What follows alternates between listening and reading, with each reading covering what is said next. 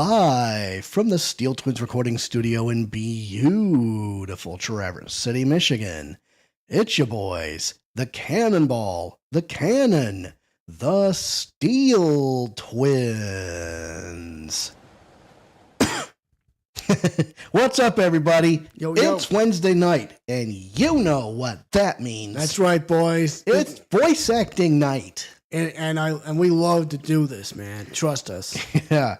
So post went out a couple minutes ago, and then we were scrambling to get everything put together, but we are on time. That's right. See, the old friend once told me, hey, if you're 5 minutes early, you're on time. And if you're on time, you're late. Not us, kid. Not us. Well, if you're just joining us here, and you don't even know the links, don't even worry. We'll tell you straight up. We're live on Facebook, Twitch, YouTube. That's right. The three amigos. So, the Steel Twins Gaming on Facebook, twitch.tv/the Steel Twins, and youtube.com/@the Steel Twins. So, pretty simple. Hey, but enough about that. Time to get to my second favorite part of the night. So, Purple Haze up in my brain. Yeah. I should have probably pulled up Jimi Hendrix's song, but if you have a cap to your bottle, or a pin to your drink, go ahead and pull that pin back. Because, hey, package, what time is it? It's time to get bombed. Cheers. Cheers, mate.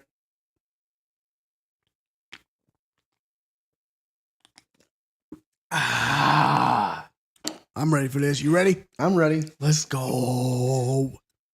So, when we last left our intrepid heroes, they had just gotten through trial, and suffice to say, a whole lot of stuff came to the surface. Mm-hmm. We have secrets, we have drama, we have surprises. Mm-hmm. And folks, we're not even done with the current episode yet. Nope. But we're getting pretty close to the finish line. And I got a feeling that this is going to be 3 hours long, so buckle up as much as you can, folks. Yeah, when Andrew told me that we might be spending 3 hours on this, I was very, very, very surprised.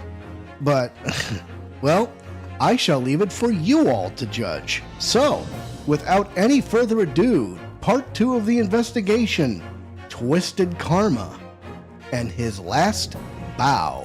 Lock 'em and load 'em, ladies. It's go time.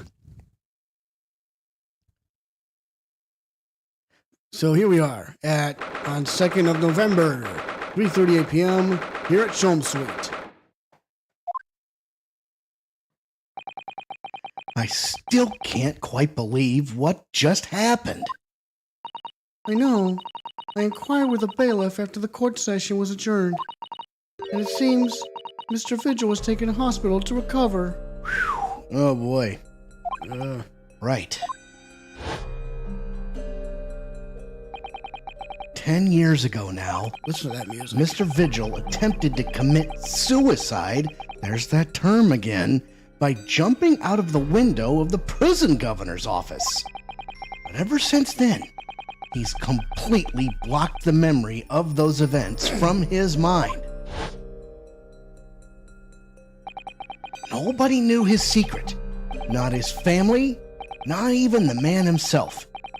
But I forced it out into the open. Was it wrong of me to do that? Did I overstep the mark, I wonder? Well, we'll think about this. Cosima egged him on. Suddenly,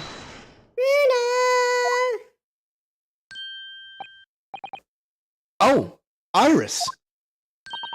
You were miles away. Anyway, I brewed a fresh spot of soothing tea for you. Oh, thank you. You and Susie have had an exhausting day so far, haven't you?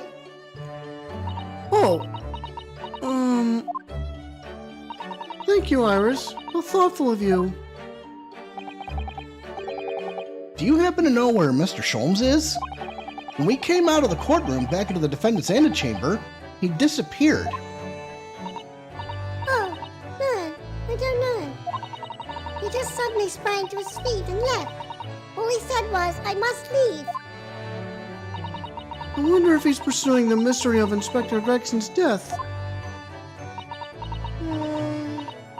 Well, you know what Hurley's always saying, don't you? There are mysteries in this world that should perhaps never be solved. Oh, For the construction of a solution comes only at the expense of the destruction of something else. what does that mean? Indeed. He knows very well that when you open someone else's old wounds, you often open your own too. But he just can't take his own device and leave well alone. Solving mysteries is too important to him. That's so true. But that's what I like about Hurley, after all. I suppose that's the lot of a great detective in some ways. So then, let's have tea, and then I'll give you a hand. Oh, do you have time, Iris? Yes, I finished this month's manuscript at last. Barely a day to spare before the deadline. Oh, I'm so looking forward to it. A brand new story to read in the Adventures of Sherlock Holmes. You know, I always hide Hurley's violin in the days before I have a deadline. You do? Poor Mr. Sholmes. I'm sure that's very wise, Iris. How sensible of you. Now then, my dear fellows, let's make a plan of action before we continue our investigation. Well, let's talk to her. All right, well, first thing you do is we talk about what's going on. This morning's trial. So, how did it go in court this morning? Well, we still don't know the truth about what really happened. But one thing's increasingly clear. Lord Van Zieks definitely didn't do it. Oh, goody! Yes, that's right. We managed to uncover several new facts as well. Oh, really? And there was another development too. Kazuma. Yes, it's quite clear now that Kazuma-sama is not himself. The way he's acting, it's almost as if he's possessed. I know. I mean, at the end of the proceedings earlier, he was like a bloodhound the way he was chasing down Mr. Vigil's forgotten past. He's not normally so mercilessly persistent. What's going on in his head, I wonder? I really need to sit down with Kazuma and try to understand what he's going through. Quite a lot, I'll have you know that. I'm sure. If you're care, those who care to join the chat, go ahead and feel free to leave some feedback. Try to make us better. Or just say hi. Reaper's innocence. The Reaper's innocence. If Gregson was really murdered the day before his body was discovered, then Lord Van Zieks has to be innocent, you see. What? The day before? Well, that should be easy enough to work out just by examining the corpse, surely. Yes, you would expect so, but curiously, no time of death was included in the autopsy report. That is curious. There are still unanswered questions about Lord Van Zieks, though, aren't there? Do you mean... I mean, what was he doing there on Fresno Street that day in the first place? Well, according to the man's testimony, he said he was investigating Inspector Gregson, didn't he? And it turns out that little room was actually the inspector's secret office. Woo! That sounds like it has all the makings of a wonderfully devilish plot. You have no idea. Strap, buckle up, boneheads. But then, why was that notice board in there covered in all those particular papers? Papers about cases with a link to the Reaper. I'm starting to get a bad feeling about all of this. Me too, to be honest with you. Oh dear, that sounds more like something horribly devilish. We must start by looking into Inspector Gregson's movements of late. Gregson's movements. All right, where'd he go? I never imagined I might have to be investigating an inspector's movements. Well, according to the entry in his diary, he was carrying out an incognito investigation of the Red-Headed League the day before his death. Oh, you mean he was doing the same as Hurley?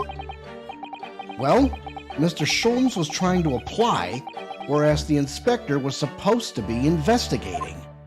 I do wish it had been the other way around. Anyway, as it turns out, the inspector who went to investigate the Red-Headed League that day wasn't actually Gregson at all. It was Mr. Vigil, in possession of Gregson's identification. Know what that sounds like to me? Establishing an alibi. Oh my! Yes, you're absolutely right, Iris. Oh boy, I didn't think about this. I didn't think about this angle. But why would Gregson need an alibi? It would appear that the inspector had something to do that he wished to keep secret. Oh, I see. I don't believe it. I always thought he was just a harmless lover of fish and chips. But perhaps they were seasoned with something a little more potent than salt and vinegar. I think perhaps we should try to move away from food analogies. Well, anyway, if Lord Van Zeeks felt the need to investigate Gregson, Yes, I agree. We must try to find out what he knows. Mr. Vigil's condition. Vigil, you say? Is that the name of the lady who came to visit Hurley yesterday? That's right. To ask Mr. Sholmes if he would help her to find her missing husband. only Mr. Sholmes completely passed the buck to us. Actually, didn't you say that Mr. Vigil had been taken to hospital? Do you know which one? Ah! It's St. Sinner's. I'm starting to wonder if all the other hospitals in London have closed down. But that's amazing, Bruno. You found the lady's husband already. Well, I suppose I have, by accident. And 10 years ago, while Mr. Vigil was the chief warder at the prison, he was responsible for overseeing the professor's incarceration. No! So when the convict escaped, he was held responsible and immediately dismissed. Sometimes I really don't want to grow up. You're preaching to the choir, sister. Oh boy. Okay. There's more. For 10 years after that, while he was ostensibly working as a peddler, he also had another secret job. He was paid by Gregson to be his stand-in, to impersonate the inspector. To impersonate Gregsy? But why? I have absolutely no idea. Ginny was right. I'm starting to think all adults are up to no good now. Including you, Bruno. What? I haven't paid anyone to impersonate me. That means he has ties to the professor and to Inspector Gregson, though. So I do think we ought to pay a visit to Mr. Vigil, don't you? Back to St. Sinners, then.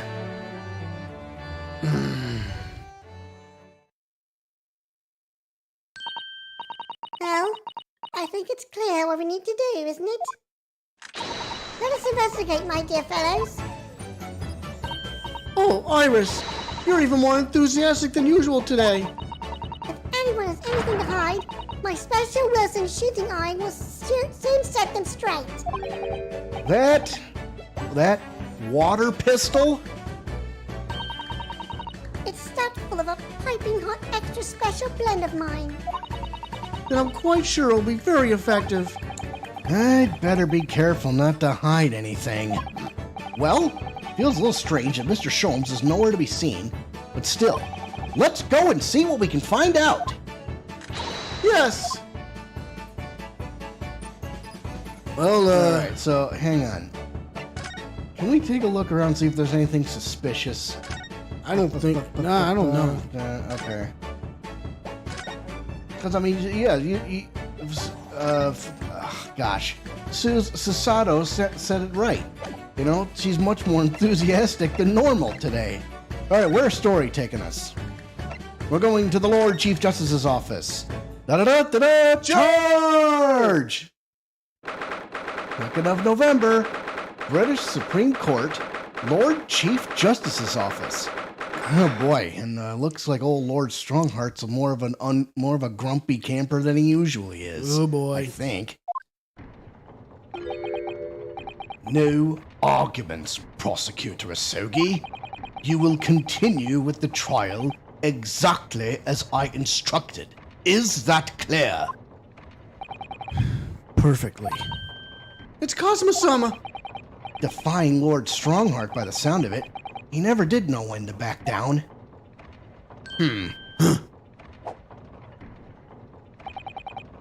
On your way now, Asogi. My lord.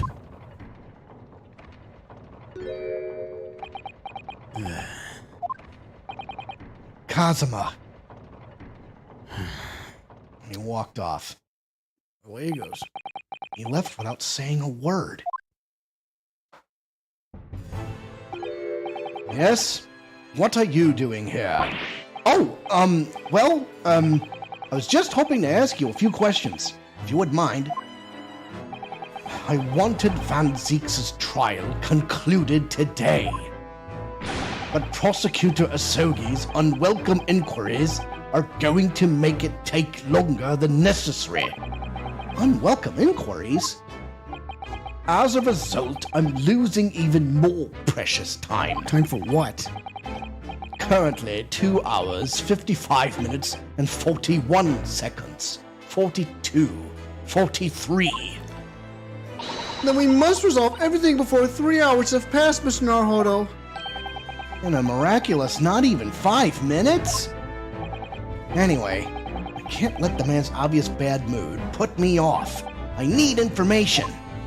I'm gonna say that again. I need information. Well, then let's grill this bastard. Yep. Reaper. Does Prosecutor Asogi believe that Lord Van Zeeks is the Reaper? I wouldn't know. It was 10 years ago, that fateful closed trial, that Lord Van Zeeks made a name for himself among the judiciary. The next trial he fought, he lost. It meant the ringleader of a criminal organization was acquitted, thanks to all the jurors being under duress. But that's awful! The man's freedom was short-lived. He lasted just 3 days. Yes, let me see. He died in a rock slide at his place of work, I believe. Correct. That was the inauguration of the Reaper of the Bailey. People believed Lord Van Zeeks was responsible. He was brought to trial himself, but it was shown to have been an accident. So he must have had a solid alibi then. Nevertheless, the mysterious deaths continued. In total, 16 persons perished in unusual circumstances, ostensibly at the hand of the Reaper. That's a long run of coincidences. Well, the Reaper's true identity may very well be revealed by this trial. You have no idea. No idea at all, sister. And the impact that revelation would have on the British public cannot be understated. Is that why it's a closed trial? Precisely. Closed trial. This country hasn't seen a closed trial for 10 years. So the last one was the professor's? The trial of Genshin Asogi? Correct. Actually, we heard that originally, you were going to prosecute that trial yourself, Lord Strongheart. Van Zeeks entreated me to relinquish the prosecution to him, that he might avenge his brother's death. And here we are, 10 years later, with the son of the man Van Zeeks had condemned now looking to avenge his father's death in the same way. They do say that what goes around comes around. However, it would seem that the new young prosecutor is harboring some ulterior motive as well. Kazuma is? I like my organization to run smoothly in the exact manner that I prescribe. As with the giant clock in here, I won't tolerate a single cog being out of step with the others. Ah, so that's what all these gears are about in here. The young man refuses to mesh with the other parts of my great machine. I will be forced to take steps. Must be fun building IKEA furniture with him. IKEA furniture with... You betcha, Briz. Briz, thanks for joining the chat, mate. Evening, Gov. What do you mean? Not something with which you need concern yourself. In any case, all your questions will be answered tomorrow. Hello, indeed. Huh?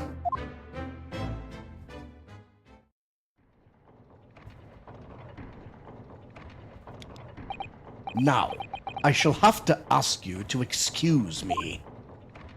As of this moment, I've been delayed from attending my next meeting by precisely 3 hours.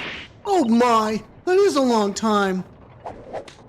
And I hold you entirely responsible. Even though we miraculously managed to fit everything into not even 5 minutes. I wonder if you might agree to us, talking with Prosecutor Asogi.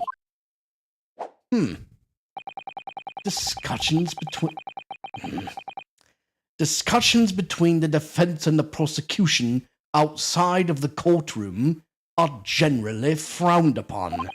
However, I will make an exception in this case. Now go and find him in his office. Oh, thank you. If you'll excuse me. Let's go to see him at once, Mr. Naruhodo. Kazuma's my best friend in the world, but I'm really not at all sure I know how to talk to him at the moment. Well, then, Just figure it out. all right, Story, where are you taking New us location has been added, and we are going to the prison. Yeah, let's of talk all to places. Let's talk to the defendant. I guess it doesn't really matter which order we do this in. 2nd of November, local prison, cell 1. Lord Van Zeeks is reading. Look. He doesn't seem to like he wants visitors, does he? But he must have noticed that we're here, surely. My voice kind of gave out.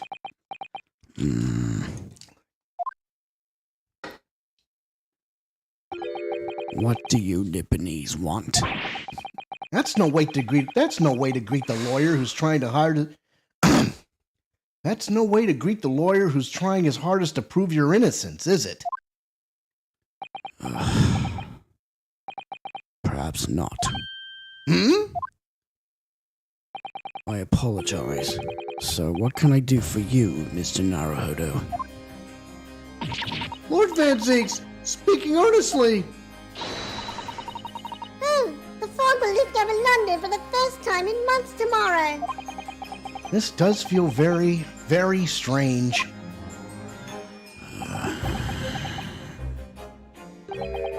I must say, I was impressed. Oh, well, thank you. Not by you, by your fellow Nipponese, your prosecutor friend. Oh, I see. Yes. It's sardonic, don't you think? For a man such as me, so loathing of the Nipponese, to be entirely at the mercy of the two of you. I suppose it's retribution for having played the part of the Reaper all these years. Played the part? Well, let's talk to this poor fellow. Or not so poor fellow, but... He's definitely not poor, not in that sense. The Reaper's identity. You once told me that you gladly allowed people to believe you were the Reaper because it helped reduce the amount of serious crime that took place in London. If keeping quiet and playing the part benefits the cause, a cause I myself am committed to pursuing, then why would I choose to say anything? But the henchman of a criminal killed by the Reaper attacked you only the other day. And that was just the most recent of many attempts on your life, wasn't it? Someone is clearly profiting from your silence about... Someone is clearly profiting from your silence about all this. Someone is using you. Believe me, ever since the Reaper first appeared, I've been doing my utmost to expose him. Or rather, expose the organization. Organization? Whoa, whoa, whoa. What? There's more than one person here? Oh boy. A syndicate, perhaps. It's so wild, too, that we have fans from London. That's crazy. Yeah, from England. awesome. Anyway, Oh, it's a whole organization? you ever watched Hot Fuzz? I don't believe we have. That's another thing to put on the list. Well, yeah, I've heard of Hot Fuzz. I've seen the clips. Oh, he knows more than I do. It's inconceivable that all those accidents were orchestrated by one man. Oh, you have to. We're gonna have to. No, the Reaper always appears to have very accurate information about the accused in each case, which can only mean that somebody at Scotland Yard is involved. Someone at... You can't mean... It's taken me many years, but I finally identified the central figure in this Reaper organization. Tobias Gregson. What?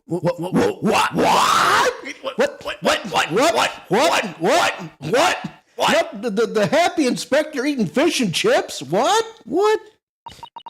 No! Gregson? The Reaper? It's all for the greater good. You know what? I bet it is. That's what they're thinking anyway. So, the reason you were investigating Inspector Gregson is because you intended to expose him as the Reaper? As I said, the Reaper of the Bailey is no single person. It's a highly secret organization with close ties to Scotland Yard. But there's no doubt that Gregson was a key member of that organization. I don't believe it. Are you saying that Gregson, that he was behind all those awful criminals meeting there? Gregson didn't do the dirty work himself. Oh, He was a tactician. His job was to covertly investigate the marks and plot their assassinations. In order to do that without arousing suspicion, he regularly needed a firm alibi. Which is where Mr. Vigil came in, posing as the inspector. Vigil knows nothing of the Reaper, but the room he rents on Fresno Street was almost certainly the headquarters of the operation. So Kazuma was right.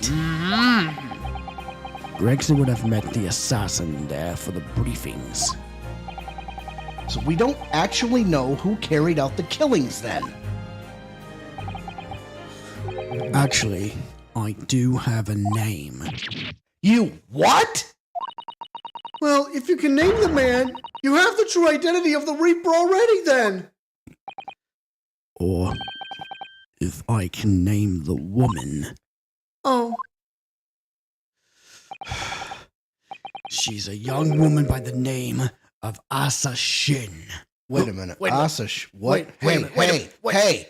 Asa Shin. yeah. Wait a minute. What didn't she have an what's that word that calls with a different name? An alias? Yeah. Giselle Brett? Wait. What? Huh? What? Wait. What? pseudonym. Shin? There you go. That's the name. Thanks, Briz. I appreciate it. Our own personal thesaurus. Miss Asa Shin, the true name of a terrifying killer I know only too well.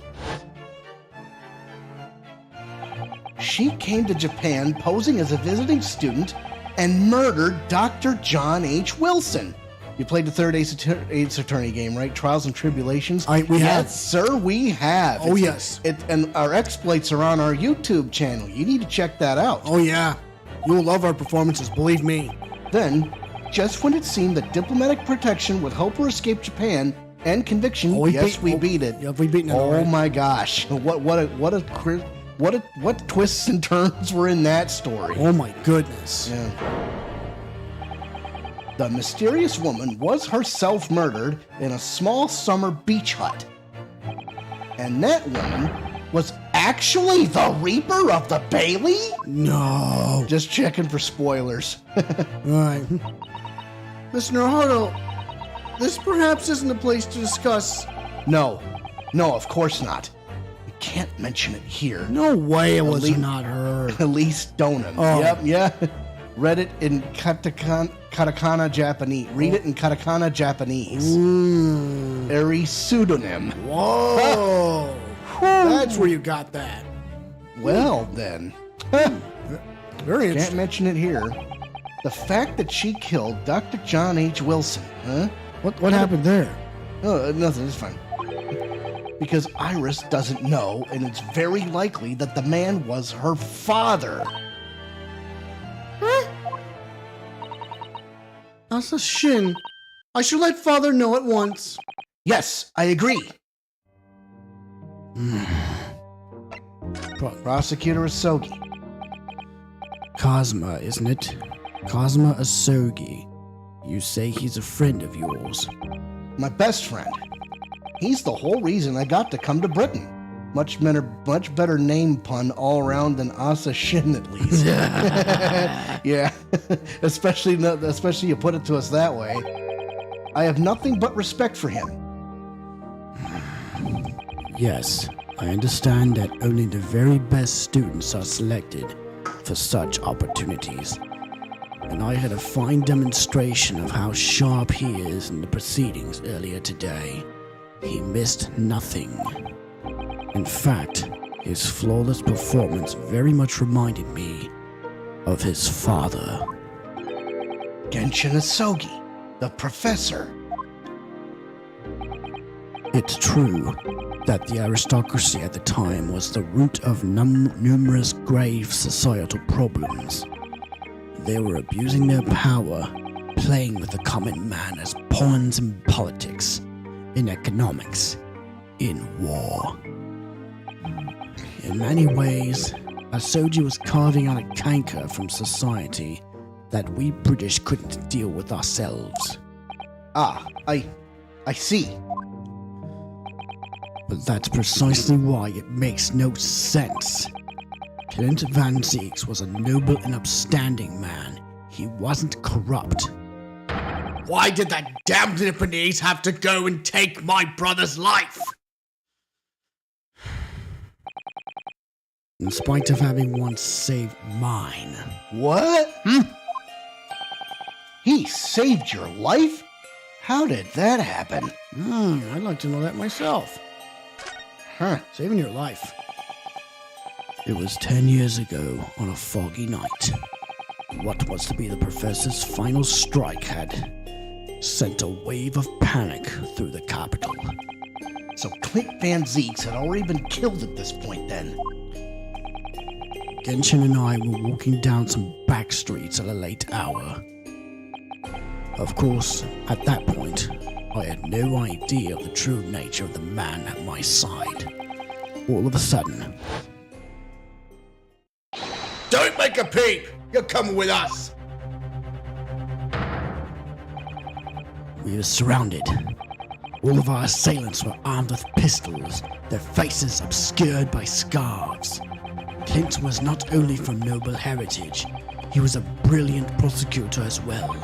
The scum of London hated the sight of him, and they had no sympathy for his younger brother either. I've been targeted several times before already. Yeah, Fonzique's all right. We got him. I could hear them murmuring amongst themselves. I knew they were after me. But just when I thought my time had come... If I let them kill you, Clint would never forgive me. It was a Soji's voice, just a whisper in my ear. Bang!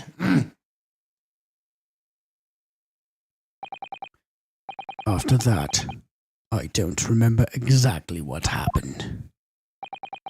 The next thing I knew, there was silence all around.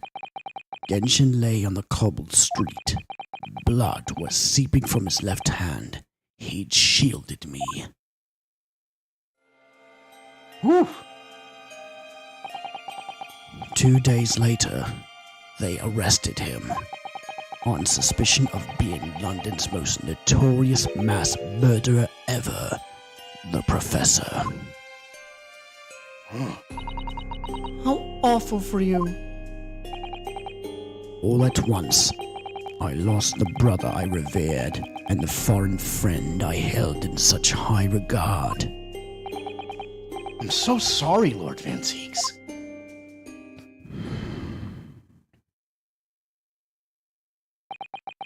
That's the end of my miserable tale. I never thought I'd recount it to anyone. Well, thank you for confiding in me. The Professor, the Reaper, and Inspector Gregson. I wonder just how intimately related they all are. I still can't quite believe that Gregson was essentially the Reaper, giving assassination orders to Giselle Brett. Mr. Naruto, let's go and inform my father. I'm sure our government will want to hear about this new information. Oh, that means I get to meet your daddy, Susie. Hooray! Yes, all right. Let's head back to the Great Waterloo Hotel then. Is that where Story's gonna tell us, or...? Well, let's find out. So where are we going? A new location has been added. Priorities, Iris. We are going to the Great Waterloo Hotel. Da-da-da-da-da! Charge! Right. 2nd of November. Great Waterloo Hotel foyer. I thought it yesterday, and I think it again today. This place is so princely. It's a wild guess, but I have a feeling you'll think the same tomorrow too. My tea has a finer fragrance than whatever they're serving in a tea room here, though, wouldn't you say? Ah, look who we have here. This is an unexpected pleasure. Ah, Father! Ooh! Is this your daddy, Susie? How lovely! What a charming young lady. And you are... Ah, really? So you're the author of the Adventures of Sherlock Holmes, are you? I bet you there's another reason why he's so surprised. That's me, Iris Wilson, at your service, sir. Susie's such a wonderful friend to me over the last year, you know. Well, Miss Wilson, I must say I read your work regularly and with much interest. Iris actually lives with Mr. Sholmes, you know, Father. Is that so? Well, perhaps that goes some way to explaining that bright look in your eyes.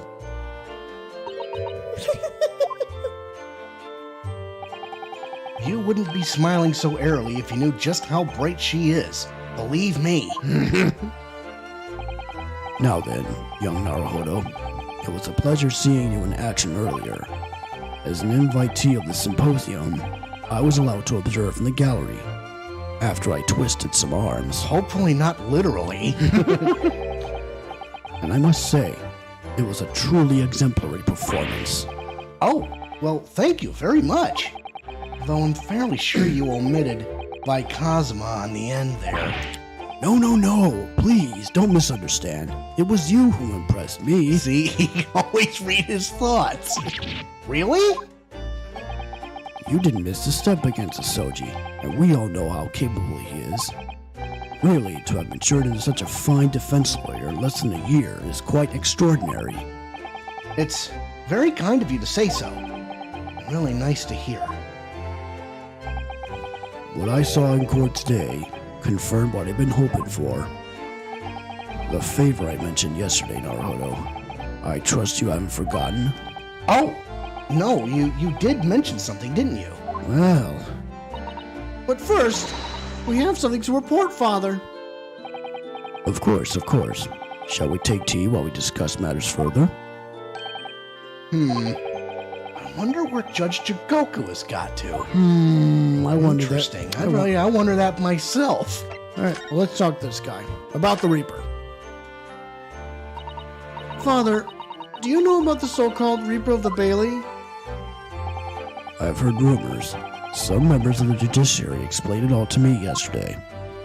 Of course, when I was a visiting student here in London, the Reaper was yet to emerge. Right. He didn't appear until after that case when the visiting students had already returned home. Lord Van Zeeks, who is in the dock today, that was Barrick, the younger brother of Clint Van Zeeks, I believe. That's right. And he's known throughout London as the Reaper, as you've heard. But the truth is, it wasn't him behind all those mysterious deaths. It was somebody else. I see. So what you're saying is, there's been a professional killer at work here. Exactly. Someone by the name of Asa Shin, in fact. I beg your pardon? Did you say Asa Shin? You mean that Giselle Brett woman who was responsible for killing my great friend? Oh no! A friend of yours was killed? Professor Mikatoba, I think perhaps we shouldn't discuss this right now. Because the friend the professor is talking about is Dr. John H. Wilson. And that's not something we want Iris to find out about. Not like this, anyway. Quick. Dr. Wilson's dead. Quick, get it. You gotta come in with the diversion. Okay, so what do I say? Dr. Wilson's death. Just go Let's for get it. Just create a diversion.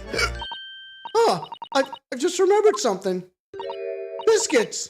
This hotel has the most delicious looking biscuits. That was rather out of the blue. She's doing this deliberately. I think I'll go and see if I can purchase some. I wonder, would you like to come too, Iris? Oh yes! You just tried to leave me behind. Well, off they go. So that young girl is called Iris Wilson, is she? Yes, that's right. And she's the author of all those adventure stories starring the great detective Sholmes. But the name of the credited author isn't Iris, is it? It's Dr. John H. Wilson. Yes, I know. That's the name of her father, you see. Her father? Dr. John H. Wilson. I was deeply indebted to the man for all the kindness he showed me during my time in London. That's why I was keen to reciprocate and invite him to the Imperial Yumi University 4 years ago. Hold the thought for a second now. There's a picture. Mexican street tacos. Oh, it's another recipe to try. Yeah, it says winner. Yeah, it is a winner. Sounds like it to me. So, okay. I'll venture to the next slide. But he was murdered last year by Giselle Brett. Why? Why would the hand of the Reaper stretch all the way to Japan? Iris knows nothing about that case, but it seems very likely that the victim, Dr. Wilson, was her father. Well, I can't say that we ever spoke about his family, so I don't know if he had a daughter or not, but I think I can say with some certainty that he was never the great detective's partner. So, could have been another Dr. Wilson, you think?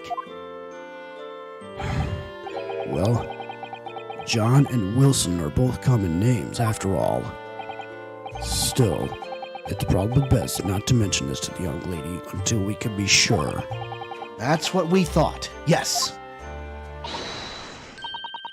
We're back with cinnamon biscuits. Ooh, Sounds good to me, sounds bro. awesome. Ooh, they smell delicious, Cyrus. Cinnamon rolls, anyone? I think cinnamon will go very well with the tea they serve here. Don't you, Susie? Yes, I'm sure you're right, Iris. Okay. How do we Judge get... Jigoku. I haven't seen Judge Jigoku for a while. Have you? Guilty. But that guilty is still ringing in my ears. No, now you mention it, I haven't seen him since this morning either. I suppose since the symposium's opening was postponed, he'll have gone to explore at the Great Exhibition. That reminds me of something you mentioned yesterday. About Judge Chikogo having once been in the dock himself. Ah, yes. It was all tied up with that accursed trial. The closed trial of Kazuma's father. Seishiro was trying to mitigate Genshin's guilt, so he took to the stand to testify. But he got a little carried away and, actually managed to break the witness stand. Oh my! He also said some contemptuous words about the British Empire, for which he was charged. Oh wow! So apparently he got charged for talking shit about the government. Mm-hmm. That's why we have the First Amendment here in the States, kids. Yep. Oh dear. Although it's worryingly easy to imagine him doing that. Well, it was all alright in the end. He was acquitted and we returned home to Japan together. Thank goodness. Oh yes, talking of Seishiro, I have a copy of the photograph we all took together here yesterday. Please. That's nice looking. Oh, what a lovely picture. Certainly seems to shout we've arrived in Britain. Commemorative photograph has been entered into the court record. Photograph taken in the foyer of the Great Waterloo Hotel on the morning of Professor Mikitoba and Judge Chikoga's arrival in London for the symposium. And kids, you have absolutely no idea just how pivotal this evidence will be. For Ryunosuke, it shouts, I need, yeah. Probably. I think I saw the speed of sweat on his face. Yep. None of us had any idea what was coming when we took that, did we? No, that's so true. Question is, we what? Okay, let's stop the pretense. What's this favor he keeps talking about? So, you mentioned a favor that you'd like to ask me. Well, this fateful trial that you're fighting, one way or another, it will be over before long. And when it is, I'd like you to accompany back to Japan. Company who? Mikitoba. Yeah, whatever. You want me to do... What? Father! What's the meaning of this? Now, Sasato, you should understand. You've seen how our courts work firsthand. Japan's judicial system is in its infancy, especially when it comes to defense. Oh, you mean... The Supreme Court of Judicature is in desperate need of a good defense lawyer. As soon as possible. Really quite urgently, in fact. But I've not even been in London a year yet. I've read all of Sasato's reports. I'm well aware of your extraordinary talents. And having seen you in action with my own eyes earlier today, there's no question. You, Naruhodo, are precisely the man our country needs. Huh? You'd be leaving then, Bruno. But then, what am I supposed to do, Father?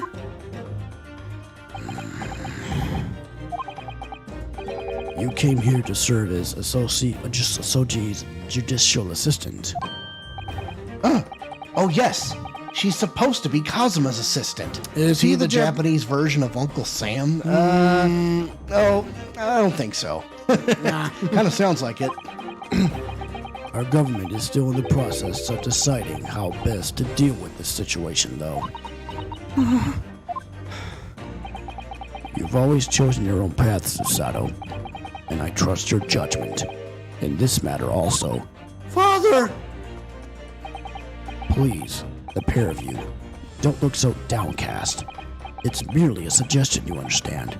A hope, if I'm honest, but I won't force you. All I ask is that you consider it, and come to a decision the time this trial concludes. Yes. All right.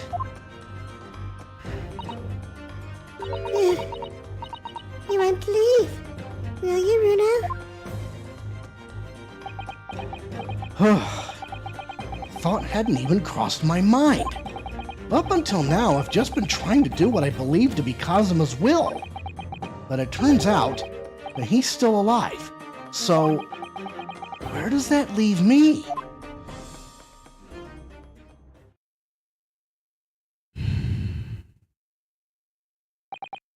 Well, if you'll excuse me now, I need to telegram government ministers and the Japanese police with this information about Acha Shin.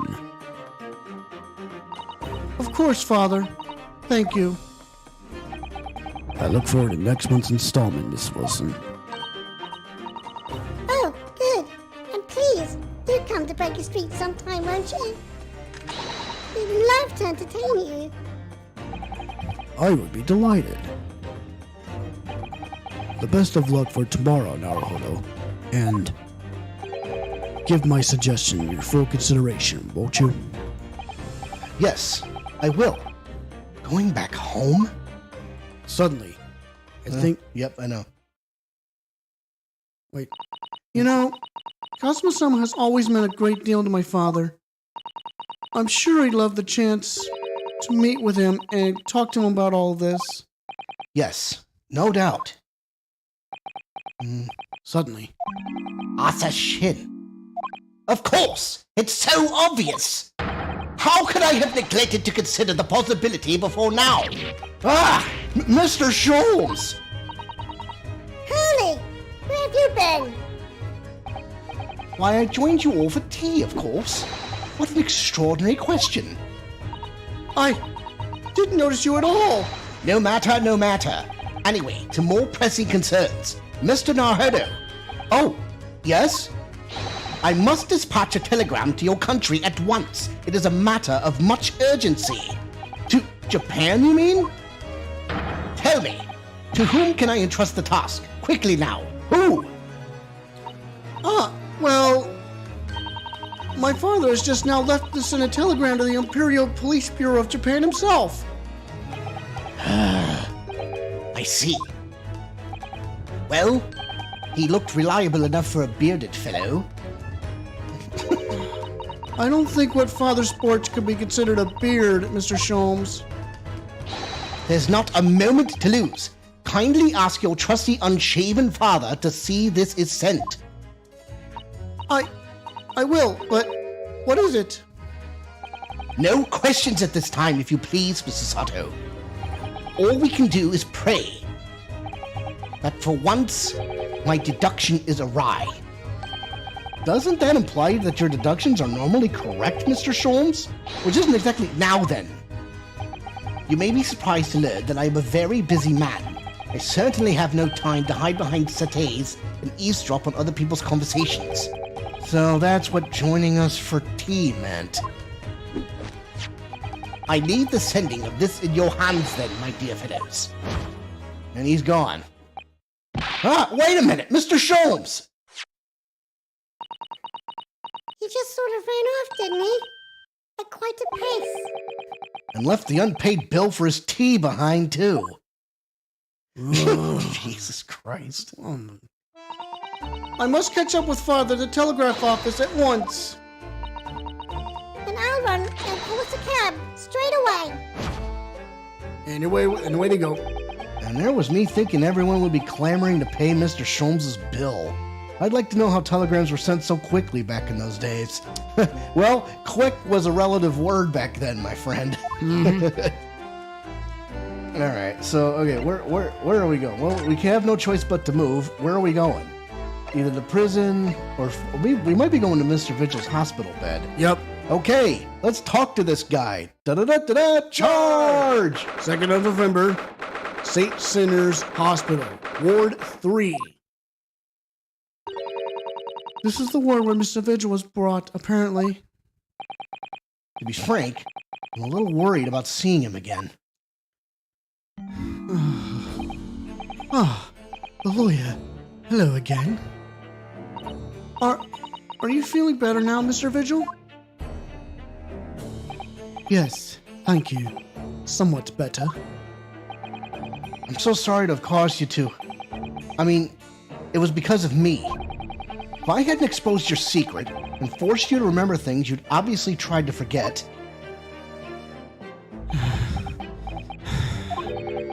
The prosecutor was here until a few moments ago, too. You just missed him. Oh, Kazuma beat us to it. He said much the same as you. He was very apologetic.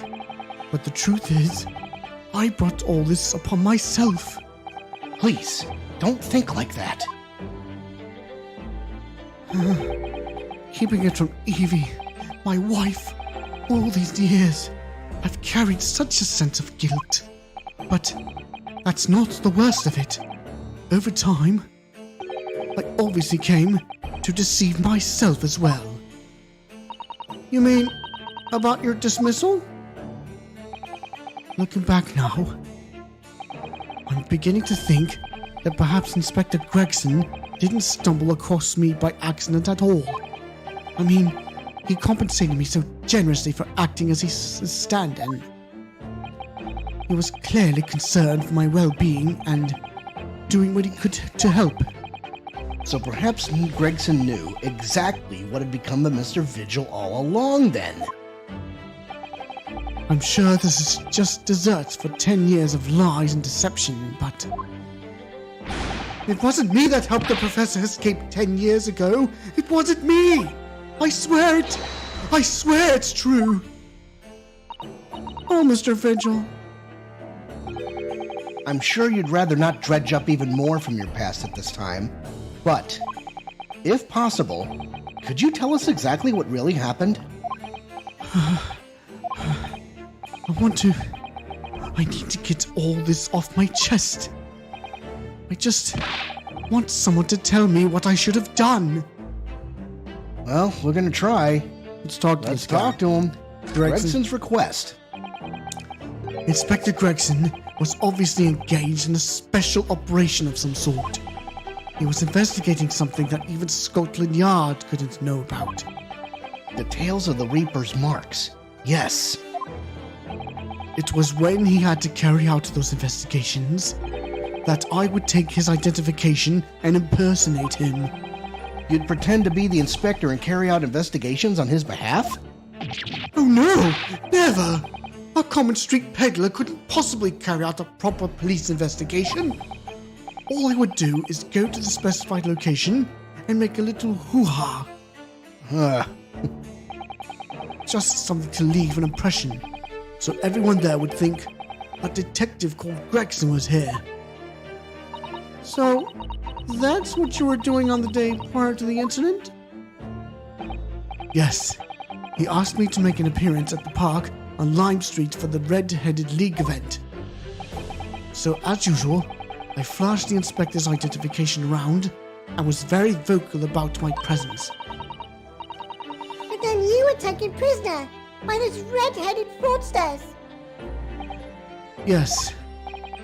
So, you would always make a point of showing Gregson's identification and generally being loud?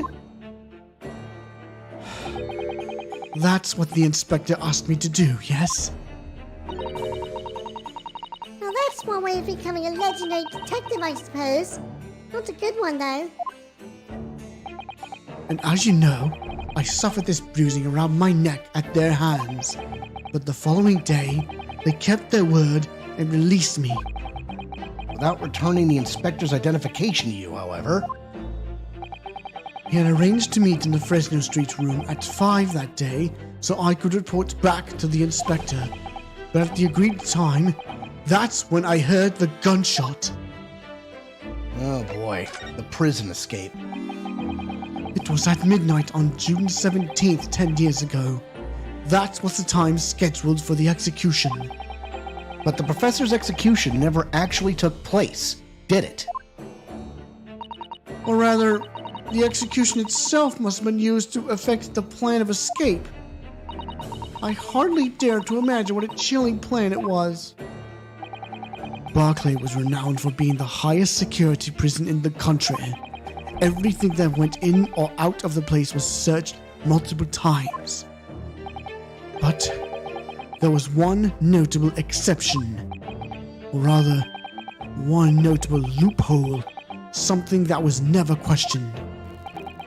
I have a feeling I know what that loophole was now. The coffins into which the bodies of the executed convicts were placed, correct?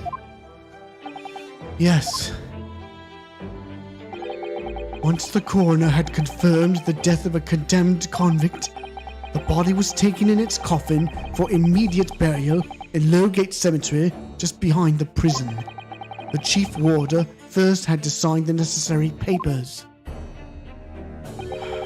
And after that, no member of staff was permitted to touch the coffin containing the body again. When executions took place, only the executioner and the coroner were permitted inside the chamber. I would wait in the adjacent room for word that the condemned convict was dead. On that occasion, once I had that confirmation, I went into the mortuary to find a lone coffin, as usual. The procedure was that I would sign the paperwork having checked the coffin, then nail it shut. But for some reason that day, the coffin was already nailed shut. No! I didn't think any of it at the time. Anything of it. Anything of it at the time. I assumed that my deputy must have checked the coffin and nailed it shut before I arrived. So, you mean the coffin contained... Yes. I can only imagine that Asogi, having escaped his execution somehow, was alive inside the coffin. That is a fate I wouldn't wish on anyone. Oh boy. The coffin was then taken out through the main gates and deposited in Lowgate Cemetery. Presumably, there wouldn't have been enough air inside to breathe for long. So in the early hours following the burial, somebody dug up the coffin again to set Genshin free. But in the end, he was fatally shot in the graveyard anyway. What on earth really happened in Lowgate Cemetery that night, I wonder? I'm afraid I really don't know. All I can say with certainty are two things. Asogi couldn't possibly have escaped that way without help from somebody working in the prison. And that somebody was not me. It was probably the coroner. You think? I don't know. Only the coroner and the executioner are allowed inside that chamber. So the convict Asogi.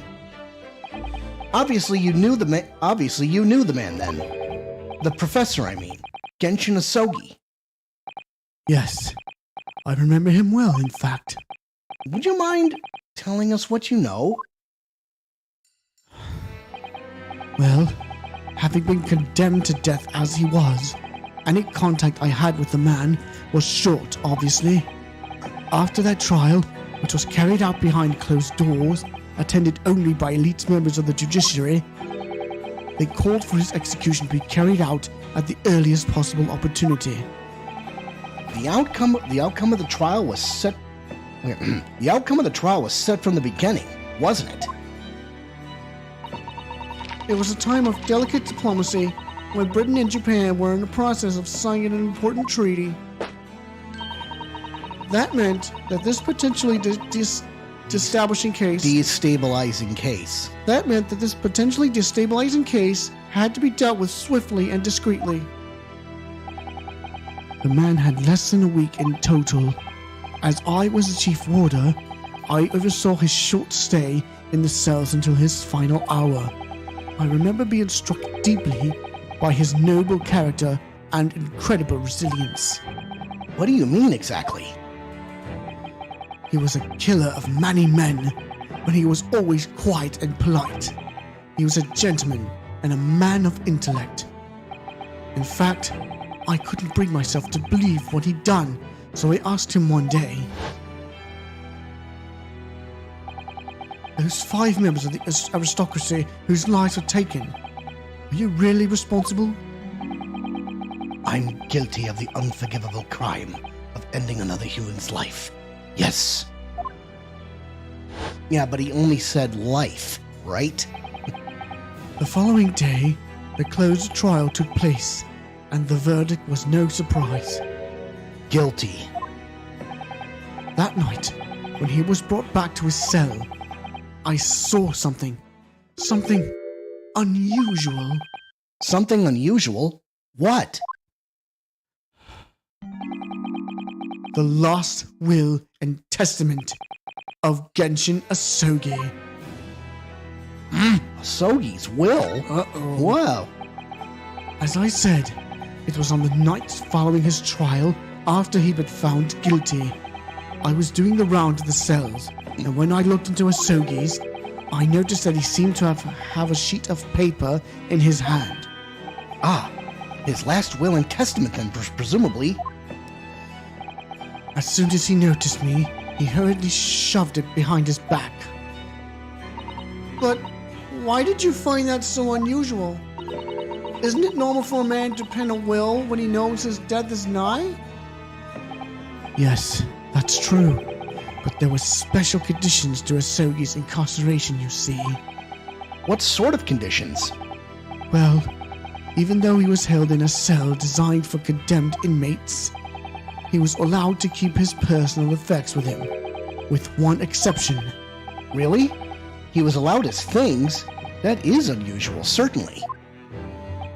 Of course, he'd been convicted of killing 5 members of the aristocracy, but at the same time, he was a guest in our country from the Empire of Japan. The powers that be were determined that his final days shouldn't be needlessly uncomfortable.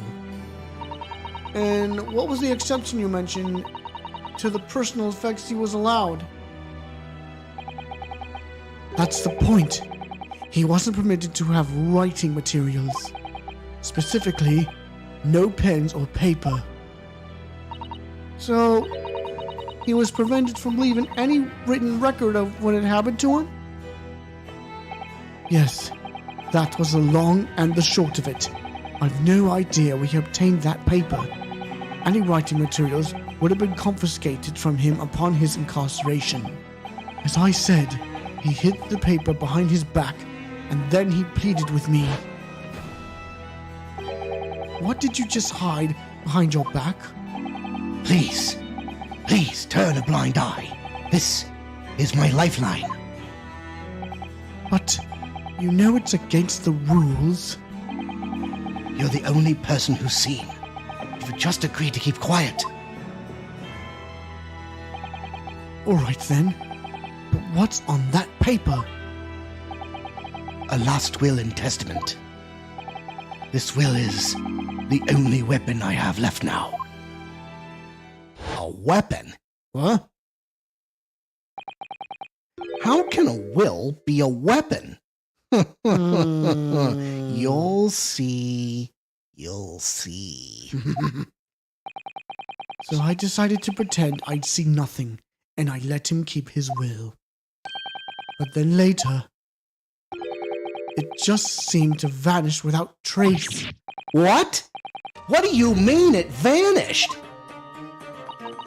It would seem that isn't the end of the story of this mysterious will. Well then, the Will's disappearance. What the hell? I was the only person who saw Asogi's will, but somehow it disappeared. it was after Asogi's execution. Which was actually an elaborate jailbreak. Jailbreak? The warders gathered up Asogi's possessions that were in his cell. They were all to be sent back to his family home in Japan, you see. To poor Kazuma-sama. And you're saying that it wasn't anywhere to be found among his personal effects. The will, I mean. That's right. Though I didn't search through them myself. But Governor Caden was livid. He was screaming, "Can I have disappeared completely?" That doesn't quite make sense though, does it? In what way? Well, we'd understood that only Mr. Vigil was aware of the will's existence. In which case, how did the prison governor know to look for it? Oh yes, you're right! I really don't know how he knew, but it certainly seemed as though that he knew of the will's existence from the outset. Only he didn't refer to it as a will. What he said was, the Asogi Papers. The Asogi Papers? I really can't tell you anything of the subsequent events. Because, well, of what happened. Your dismissal, and the way you blocked it all from your memory. I'd forgotten all this until today. I don't suppose it's relevant to the case, though. It always is! Well, anyway, thank you very much for sharing with us, Mr. Thank you very much for sharing it with us, Mr. Vigil. We're very grateful. Here's a trick. Pause before speaking. I'm afraid there's really little more I can tell you. My wife Evie will be here shortly, so I do hope I don't appear rude, but... No, not at all. Thank you again. But what will become of you now? Well, impersonating a police officer is a criminal offense, of course. I imagine that once I'm fully recovered, I shall be arrested. I'm so sorry. Don't be. Please. This was all my own doing.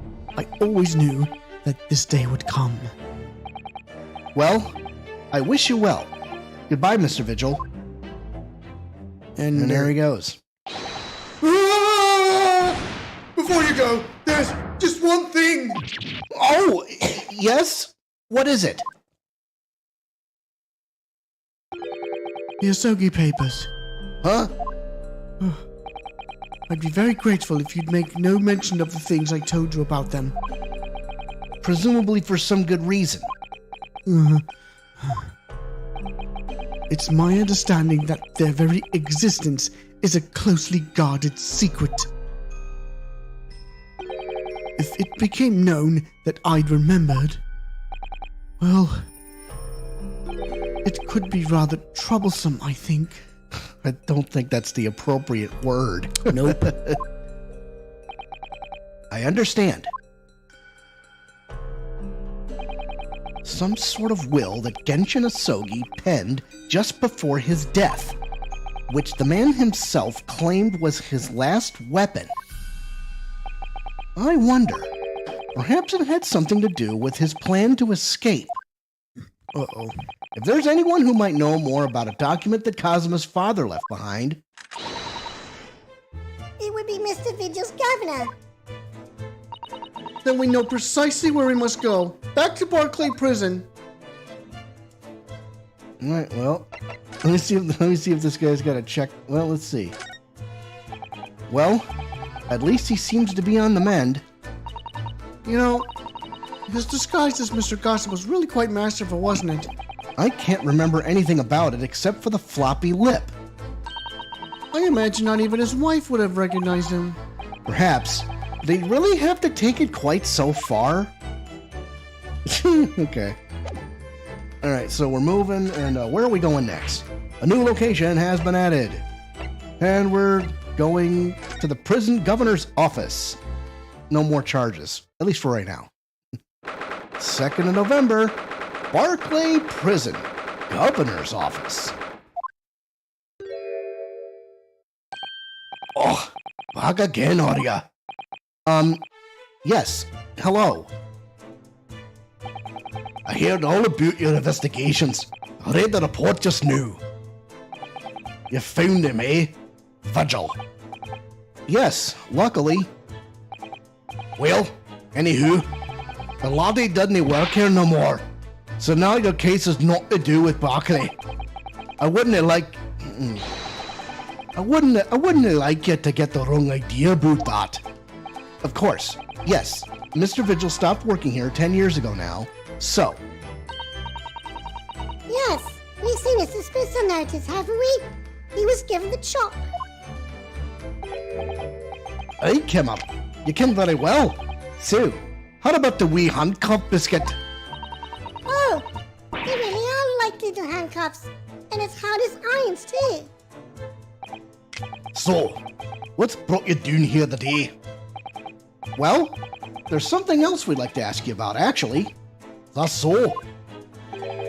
We believe there might have been a document that disappeared from Genshin Asogi's cell. So much for that promise. I think it's been called the Asogi Papers or something. Did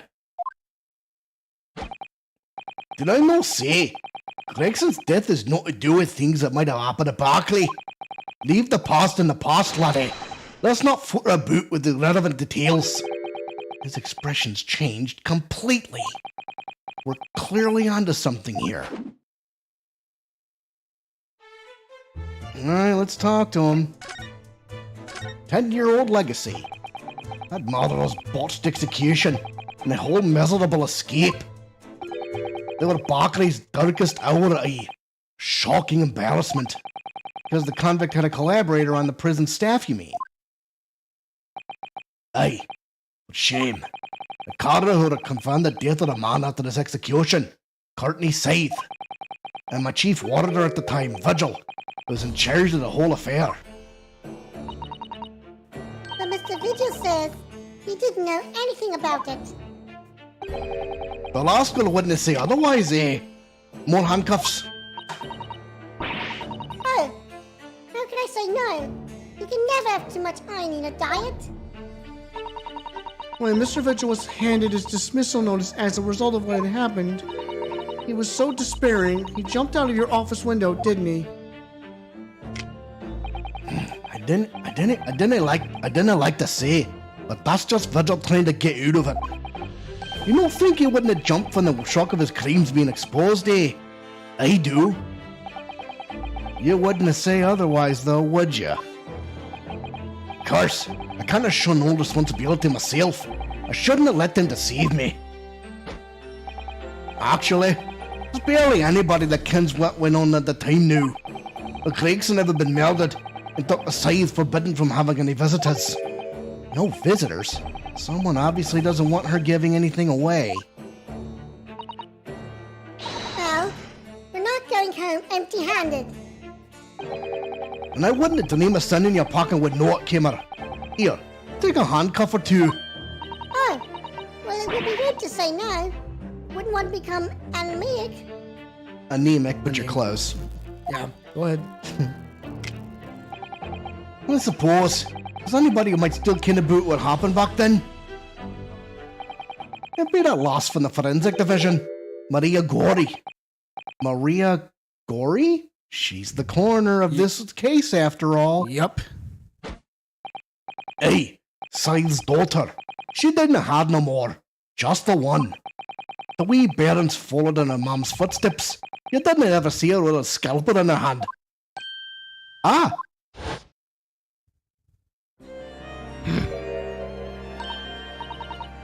Mama, what is that? Ah! Where did she spring from? And did she just call the doctor Mama? Dr. Scythe's daughter, Maria Gori. We could do with talking with her. Gori. So, she's Dr. Scythe's daughter, but her surname is Gori? Hey, there's some family history, I'm sure, but I didn't ken the ins and outs of it. She could end up watching her mum working with the bodies of folk who died in strange circumstances, and decided to do the same with her own life. I cannot understand it myself. Perhaps she was driven by a deep respect for her mother. Perhaps. Anywho, she's in charge of Gregson's autopsy, I believe. Right.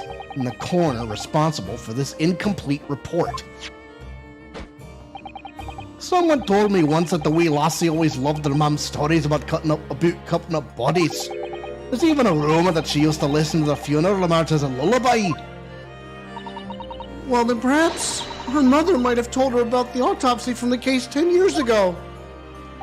Hey, I'd say there's a fighting chance at least. After all, there's a life-changing case for all of us. We really need to speak to Miss Gory herself about this, I think. Well, thank you very much. No happy about I'm no happy about any part of this. Took years for Londoners to finally forget the whole professor business. Can you not get up on this, laddie? Stop asking pointless questions. I'm sorry. I don't like dredging up these painful memories for everyone. You know, just stay away now. Leave me alone and then come back here, eh? The Asogi papers. You come to kin about that, laddie. There's no many folk even here in the prison who heard of those papers. Well, I can't tell him Mr. Vigil told me. I'm afraid our sources must remain confidential, sir. Huh. We've been led to believe the papers are actually a last will and testament. Is that right? The professor's, or rather, Genshin Asogi's.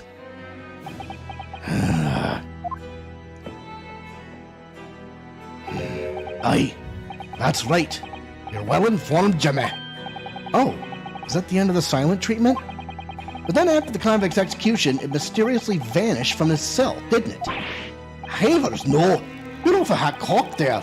I think you didn't quite get your facts straight. It was there in the cell exactly what it should have been. Oh, not what we heard elsewhere.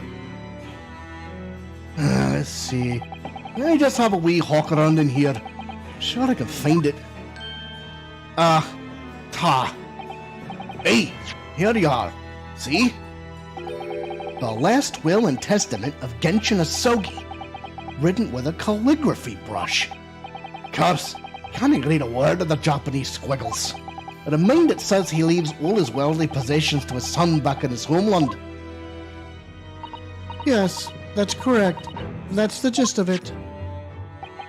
So these are the Asogi papers. Aye, of course they are. Papers written by Asogi, nae doubt about it. There's no mystery here, laddie. That's your lot. After all the stramish of that slasher of an execution, we sent a man's possessions back to his clan in Japan. And that was the end of it. I think we ought to make a record of this, Mr. Naruhodo, just in case. The Asogi papers have been entered into the court record. The last will and testament of Genshin Asogi that Mr. Vigil claims disappeared after the convict's execution. Apparently, Mr. Asogi described it as the only weapon I have left. Absolutely, how ironic. His clan, how very Scottish. One thing afore you go on your way, Mr. Naruhodo. Oh, yes. Those papers are naught to do with Gregson's death. I fear it if you didn't make no mention of them outside this office. Rather, I wouldn't just prefer it. Consider it an order from the highest levels of our government. I understand. All right. Well, let's get a look at it. What's so damning about these papers? Last will and testament of Genshin Asogi. I, Genshin Asogi, hereby request that upon my death, any and all material possessions and wealth belonging to me in London be delivered to my son, Kazuma Asogi, in the Empire of Japan. It is with deep sadness that I accept my fate in this foreign land, in the knowledge that I will never see my homeland or family again, but I regret nothing about my chosen path. Okay, not much to do with that. All right, well, what are we doing next? We're moving. And where are we going? I think the prosecutor's office. Yep, time to talk to Kazuma. Da-da-da-da-da. Charge! 2nd of November. prosecutor's office. Oh, look at that new Get a setting. load of that. So, this is the office of Prosecutor Asogi now, is it? Kazuma-sama is doing so well for himself. He just took over his former boss's office, for crying out loud. Yep. Even though he's always forced to kneel on the floor, Japanese style, in that dark corner. It's his habit to sit Caesar style wherever he's working. Kazuma.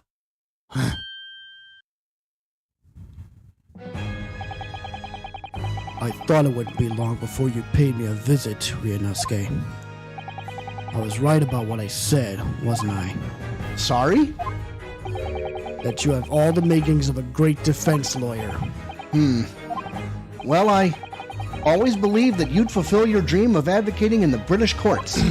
I just never imagined for 1 second it'd be as a prosecutor. Seeing you stand in a foreign courtroom, so gallantly realizing your dream, Kazuma-sama, I'm truly happy for you. And I am truly thankful to you, Judicial Assistant Mikotoba. Ryunosuke, I always thought it would be fun for you and I to shake up the British legal system a little together. This isn't quite how I envisaged it, but I suppose it's just another twist of fate. I've learned a lot of things during my time in London. About how Susato-san's father was himself a visiting student here once, along with Judge Jigoku.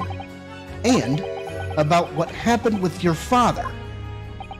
Then you'll have no difficulty understanding why I had no choice. Why I had to find a way to get to Britain as a visiting student myself. I want to hear it from you, Kazuma.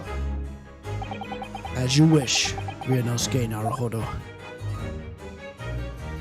All right, well, we're talking to him then. That's right. Disappearance. It's getting on for a year now, since what happened on the SS Buria. We were heading across the oceans from Japan to Great Britain, when a bizarre series of coincidences led to those tragic events. Well, serious, yeah, but serious. I thought I'd lost my best friend forever. We did too. I must have been unconscious for a long time. When I awoke, I was lying on a bed. There was a narrow little room. There was a posy of flowers by the pillow. It took me a little while to realize that I was in the cabin of a ship. I slipped out of the room and headed up onto the deck. Were you already suffering from amnesia at that point? Yes, I didn't know what had happened or where I was. There was just this voice in my head. You have something you have to do. Something no one else can know about. But how does somebody that has amnesia remembers they have amnesia? It makes no sense. Go to Great Britain. Your task awaits you there. It was a calling I couldn't ignore. It compelled me relentlessly. Out on deck, I saw that I was on a huge steamship and we were docked in a large port. It must have been Hong Kong. Yes, Yes, it must have been. Presumably just before they were due to carry your body off the ship. Good catch, bro. I had no idea of the situation, but I did have the feeling that this was in some way my last chance. So I concealed myself among the disembarking passengers and went ashore. Then I disappeared into the crowded streets of that foreign port city, so I could plan my onward journey to Great Britain. On your journey to Britain. Just under a year ago, with all my past memories lost to me, I was left behind in Hong Kong. Everything was foreign to me. The sights, the sounds, the smells. My head reeled. I was truly at a loss. I realize now that I had escaped as a dead man, with nothing but the clothes on my back. No money, of course. Oh, how terrifying for you. Luckily, though, I had 2 feathers in my cap. One being your knowledge of English, I suppose. That's right. And on the back of that, I was able to pick up some work as a deckhand on a cargo ship. Eventually, after calling at countless ports, I finally arrived at Dover. That must have been some 3 months ago now. Your formidable tenacity of purpose showing itself again. I mean, the man had lost his memory and had literally nothing to his name. But he still managed to make his way to London on the opposite side of the world. Of course, I had no idea why I'd moved heaven and earth to get here at that point. So, how did you end up becoming Lord Van Zeke's apprentice then? That can only be called an extraordinary stroke of luck, really. You see, I was stopped at the border because I had no papers. They took me straight to Scotland Yard, and by sheer coincidence, Lord Strongheart was there to attend a meeting. That's when the second feather in my cap came into play. Would that have been your knowledge of the law? Yes, exactly. Lord Strongheart was curious about an Easterner with intimate knowledge of British law. He took me back with him to the Supreme Court and assigned me to the prosecutor's office. And then, 9 days ago, you finally got your memory back after the trial involving Drebber. Yes, I did. Your father gets you. Ever since I first met you at UMA, you talked about your dream. Mark my words, Ryunosuke. I'll be chosen as a visiting student and make my way to Great Britain someday. Did you know the entire time about what happened to your father here? 16 years ago. When my father left on that exciting trip to Great Britain, I was just a boy. We took a photograph together the day before his departure. It's my last memory of him. But what I remember most about my father is his unswerving sense of justice. 6 years after he left, a gentleman called at our family home. He told me that Genshin, my father, had been taken ill in England and passed away. It was Professor Mikotoba, your father, Susato-san. Oh my! Ever since then, the professor was very good to me. He even helped to fund my university education at UMA. I'll be forever in his debt. But nevertheless, I just couldn't bring myself to believe what he told me. Oh! Then one day, a letter arrived at our house from Britain. There was no indication of the sender, so I opened it assuming it was from an old acquaintance of my father. What I read in that letter changed my entire life. What did it say? It said that my father had been a mass murderer, and the writer cursed the Asogi name. Oh no!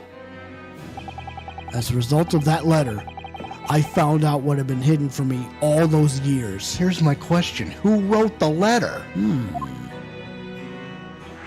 Letter for Britain. Presumably, the letter was sent from a relative of one of the victims.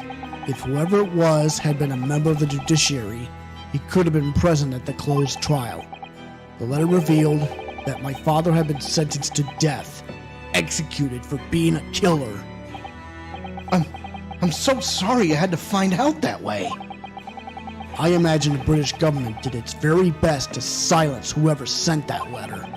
But someone who knew the truth and couldn't bear the resentment was always going to be a problem. But still, it could have been written by anyone. Why would you believe such a thing? There was a newspaper cutting included with the letter. It was the first I'd ever heard of the professor and his terrible killing spree. Well, what did my father have to say about the letter? I couldn't bring myself to show it to him. What? Why not?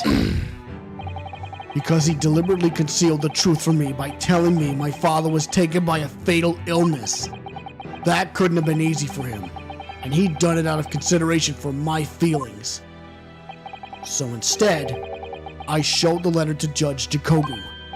Ah, to the other visiting student. He faltered for the briefest of moments, but then he just laughed the letter off. But in that moment, I saw it on his face. He was undeniably shocked, shaken momentarily, before recovering his poise. Why would he laugh the letter off? A year later, my bereaved mother succumbed to the strain of grief, and she too passed away. That's when I made up my mind that one day, without fail, I would cross the seas to Britain and seek the truth for myself. The truth about my father, Genshin Asogi. And I wouldn't let anyone stand in my way. Oh, Kazuma-sama. The Reaper's The trial. Reaper's trial. What we learned today in the court turned things completely on their head. It was an impressive piece of lawyering. Ryunosuke Naruhodo. Lord Van Zeeks isn't the Reaper, you know. I almost don't want to believe it myself, but it turns out that Inspector Gregson himself, the victim, was... It's clear that the inspector was behind the Reaper's activity all along. What? You mean you knew? The real question is, who's been giving orders to the inspector? Yes, Varric Van Zeeks is the real Reaper. Huh. And I know that 10 years ago, it was him who decided my father must be a mass murderer and sent him to his grave. No! He was merely saying that justice was done as law dictates. He's not to blame. Ultimately, it's people who condemn people. The law is just a tool that they use to do it. And when a man condemns another, he must take responsibility for his actions. Of course he must. But I know for certain that my father would never have taken another man's life. Actually, he did, but not for the reasons you're thinking of. Kazuma! On the contrary, my father's life was taken by the Reaper. Ugh, now what? I say you present something to him. Present this one? Or... Is it the last will and testament? What about that? Oh, what is it? No, the autopsy report. This came up in the trial, didn't it? As something a little dubious, I mean. The fact that no time of death was recorded on Inspector Gregson's autopsy report. Yes, there were some unexpected turns in the courtroom earlier. The suggestion you came up with certainly took everyone by surprise. The idea that the victim died the previous day at some other location is quite something. Well, considering when the pocket watch had stopped and the scorch marks on the candle, it's certainly a distinct possibility. The evidence in the scene both point to it. To be honest, it bothered me too. So I paid a visit to the autopsy room earlier. The coroner responsible wasn't there, but I got a name. It's Dr. Gory. If it wouldn't trouble you, Kazuma-sama, we'd very much like to speak with the coroner too. Of course. The last thing I want is for anything to be brushed under the carpet. Scotland Yard's autopsy laboratory is behind Lowgate Cemetery. Lowgate Cemetery by Barclay Prison, you mean? Ah, you know it, do you? The prison where my father was incarcerated and robbed of his life. Kazuma-sama. Well, thank you. We'll pay a visit to the laboratory later today. All right, well, there you go. Ryunosuke, I want to thank you. What for? For this. You safeguarded the soul of the Asogi clan. Well, it is a famous sword that's been in your family for generations. My only slight regret is that I never got the chance to draw it before I returned it to you. Kuruma is said to have been forged by a master swordsmith during the Sengoku Warring States period.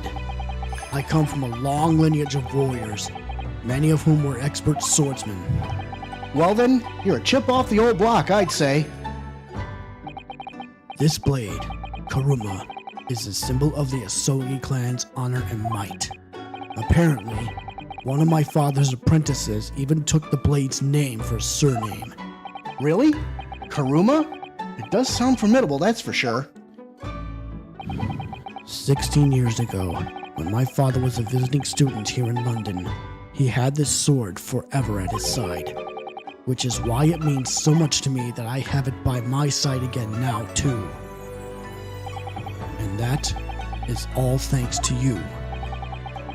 It was an honor.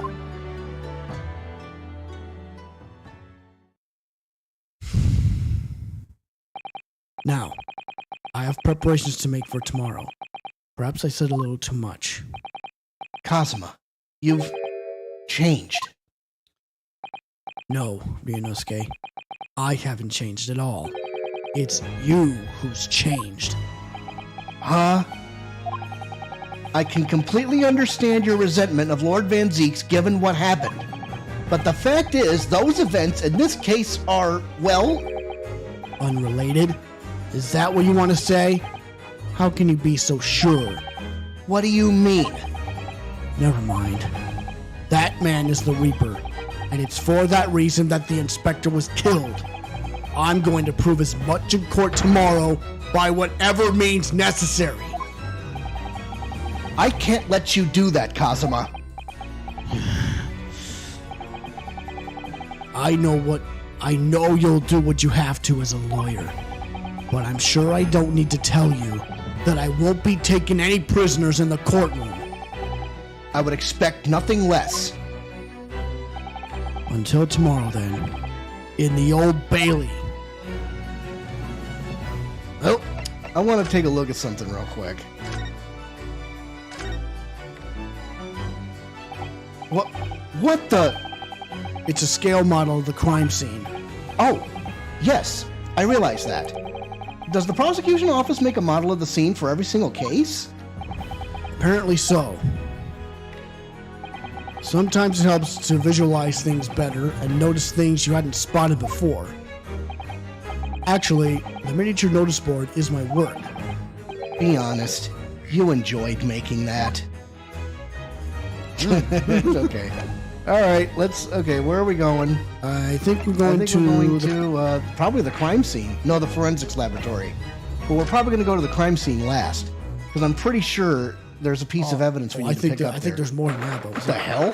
2nd of November, forensics laboratory. What the hell, indeed? Yeah, this is creepier than the last time we were here. This place really is creepy, isn't it? Well, being a dead room, it's probably full of the spirits of the dissected. But actually, there's a rather pleasing scent of roses in the air. Well, being a dead room, the coroner probably needs a bold scent like that to mask the odor of death.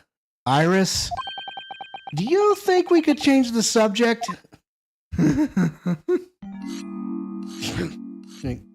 Uh-oh. What was that?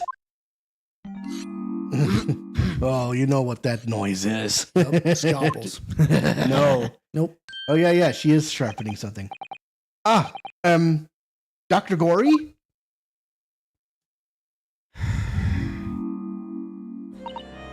What? That noise before? They were sharpening my tools. I'd be dead meat if I didn't keep a perfectly keen edge on them. Right.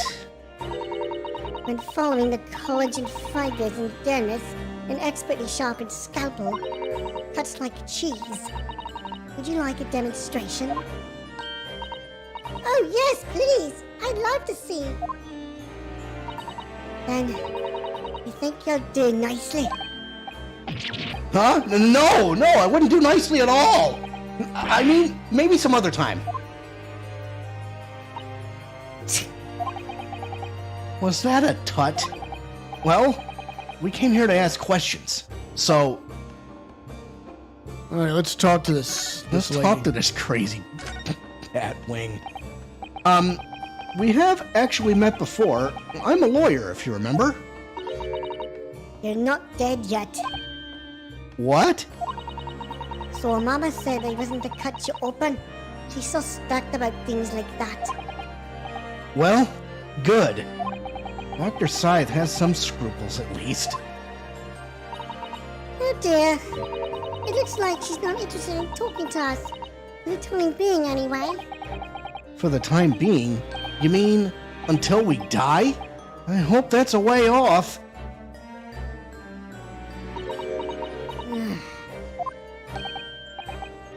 Sorry, but I wasn't planning on dying anytime soon.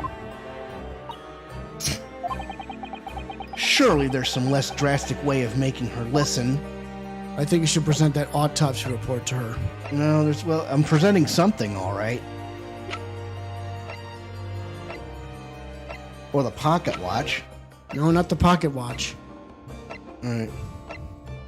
Aha, what did I tell you? Dr. Gory, we actually came here to ask you about this.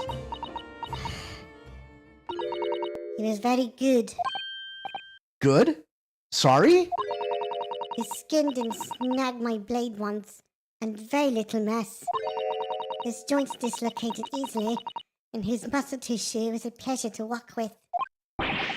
We could skip those details. But there is one thing about the report that's caught my attention.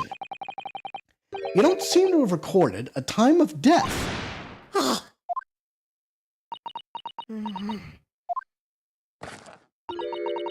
That's not my fault. Oh, that made me jump. Then please, tell us what happened. All right, spill the beans, lady. So, why doesn't this autopsy report include the victim's time of death then?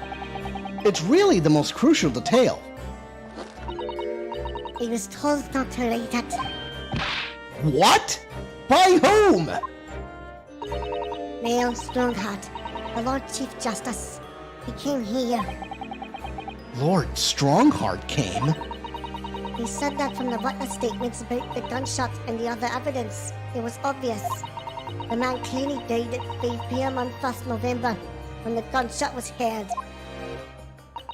But that's not the time of death you want on the report. You didn't write anything. Was there some reason you didn't include it? Dr. Gory, if you're hiding something under Lord Strongheart's instructions, then sooner or later, you're going to go the same way as your mother. Give it here then. Huh? What's she scribbling so furiously? There. You've written... What? What's you written? Tell us. Indeterminate. What? The details of the autopsy report have been updated in the court record. According to the coroner, Dr. Gordon, an accurate estimation of the time of death is not possible. What? Indeterminate, my ass. What the hell does that mean? What do you mean by that? Why was the time of death indeterminate? When the specimen was brought down, it was still fresh. So the time of death could easily have coincided with when the gunshot was heard. But there was one small discrepancy. What discrepancy? There was some fried fish in the pocket of the specimen's overcoat. And that fish had started to rot. What? As the victim liked the fried fish, he presumably liked to eat it before he went off. Well, yes. What are you really trying to say? It's possible that someone tried to manipulate the apparent time of death. Manipulate the... Is that even possible to do? Theoretically, if you were to chill the body on ice, you could delay the onset of putrefaction. And if the overcoat was on the body at the time, then only the fish would have started to rot. With today's science, it's not yet possible to determine if the body was chilled or not. But today's science is advanced enough to let you freeze a corpse, it seems. But surely, to chill a corpse like that would require an enormous electrical refrigerator, and I don't imagine many households in London are equipped with such a device. No, definitely not. But maybe in a factory or some other special places. I don't recall seeing any factories or such like on Fresno Street, though. I wonder if the inspector's body had been chilled somehow. What might the actual time of death have been? He couldn't say for sure. But at the most, it might have been a day earlier. No! In other words, it would corroborate your previous deduction, Mr. Naruhodo. That Inspector Gregson was killed a day before his body was discovered at a different location. Did you inform Lord Strongheart of this possibility? He simply said that there were no electrical refrigerators of that size in the vicinity. Well, hang on a second. Oh yes, one other thing. It's something the governor of Barclay Prison told us. He said that your mother, Dr. Scythe, was responsible for confirming the death of the professor after his execution. The professor? Apparently, you always enjoyed listening to your mother's stories about her work. So, we were wondering if you might know something about what happened 10 years ago. That's not all Mama did. Sorry? My Mama carried out the autopsy of Clint Van Zeeks as well. What? Really? The brother of Lord Van Zeeks, the professor's final victim. The idea of carrying out an autopsy on a member of the aristocracy was completely unthinkable back then. But the detective in charge of the investigation insisted, and it was miraculously authorized. That detective being Inspector Gregson, of course. Quite an accomplishment for one man. That autopsy provided the vital clue needed to arrest the killer. And Mama was there for that historic event. What does all this mean? You know, that amazing autopsy happened right here in this very room. The professor and Clint Van Zeeks. They both spent their final moments before their burial on that dissection table there. So this lab, Mama's lab, was instrumental in some of the country's most important events. She really is proud of her mother. I wondered if you'd tell us more about exactly what happened back then, Dr. Gorey. Alright, spill the beans, lady. Confirmation of death. The professor's execution was Mama's first big case. She had to be in attendance at Barclay Prison's execution chamber and sign the certificate to confirm the convict's death. Mom is the best coroner in the world, you know. I was so proud of her. But the execution didn't actually take place. No, and worse still, Mama actually helped with the jailbreak. I didn't want to know. Oh dear. You found out recently, you mean? I believed in her, in Mama, but now I wonder if I'm starting down the same path as her. You mean because you omitted the time of death on this autopsy report? But that's because Lord Strongheart forbade you from including it. Just like Mama. I'm sure she was coerced by somebody too. Yes, that's my feeling as well.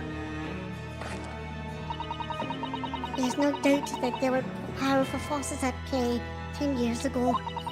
The execution could have been staged without a lot of people at the prison knowing about it. Obviously, the present governor must have been on it as well. The big man with the little handcuffs, according to what he told us, he was tricked by the chief warder. He says he knew nothing about it. Of course he said that. I'd say the same thing. Just who was behind that jailbreak all those years ago? I'd like to know that myself. Clint's autopsy. You mentioned the autopsy of Clint Van Zeeks. It was at the time when carrying out autopsies of murder victims was very unusual. It's still not a practice that's observed in our country, even now. It turned out that he was the professor's final victim, and when the autopsy was performed, Mama was present, although only as a secondary assistant. The person leading the procedure was called Dr. John H. Wilson. Wait, what?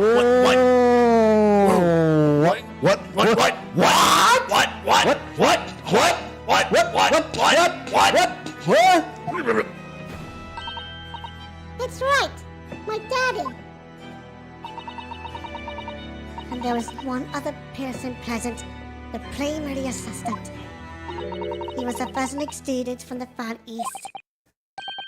Wait, a visiting student? Oh, could be one. It must have been my father, Eugene Mikitoba. I had no idea Professor Mikitoba had been involved in something so important. I don't think it's him, though. But the outcome of that historic autopsy was the discovery of a vital piece of evidence that led to the capture of the professor. So that's how they came to identify Genshin Asogi as the infamous mass murderer. Do you happen to know anything about that piece of evidence? Can you tell us any more?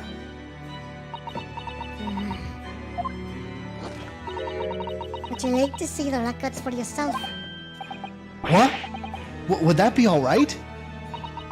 What's the point of keeping records if people can't look at them? They're filed under V at the back of those cupboards, with the other records from the last decade. Thank you. Let's see. Van Zeeks. That's strange. What, Mr. Naruhodo? They aren't here. There's nothing under Van Zeeks. Wait a minute. There must be! Perhaps somebody took them away. No one's allowed to take documents related to the professor case out of this room. But you're right, they're gone! Well, when was the last time somebody looked at them? Do you remember? That was... Oh yes, I remember now. It was 2 years ago. A consulting detective came one day, saying that he'd like to see the records. No. You don't mean... Sherlock Sholmes was his name. Huh? Deep down I knew that was coming. Do you think he stole the records? Oh no, surely not. Iris, that can't be right. Can it?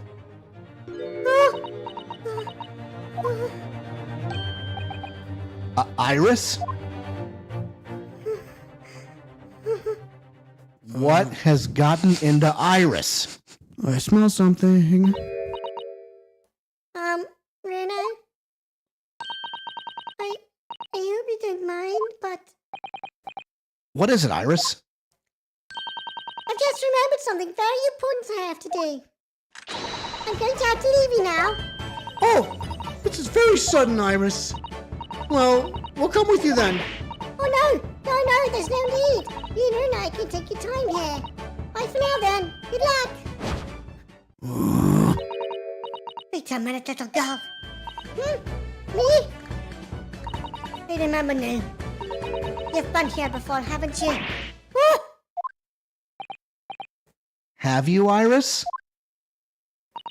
Yes, 2 years ago, when that detective came. You were with him, weren't you? You were a living specimen then too. That's the way it usually works, yes. Was I? I really don't remember. Anyway, sorry. Funny mustache. Iris! I'll brew out the pot for you when I get home. There she goes. What's the matter with her? She's behaving really strangely all of a sudden. Something smells fishy, folks. Well, in that case, we won't keep you any longer either. It's been quite a while since I had any visitors. That was really fun. But next time you come, I prefer it if you are ready for dissection.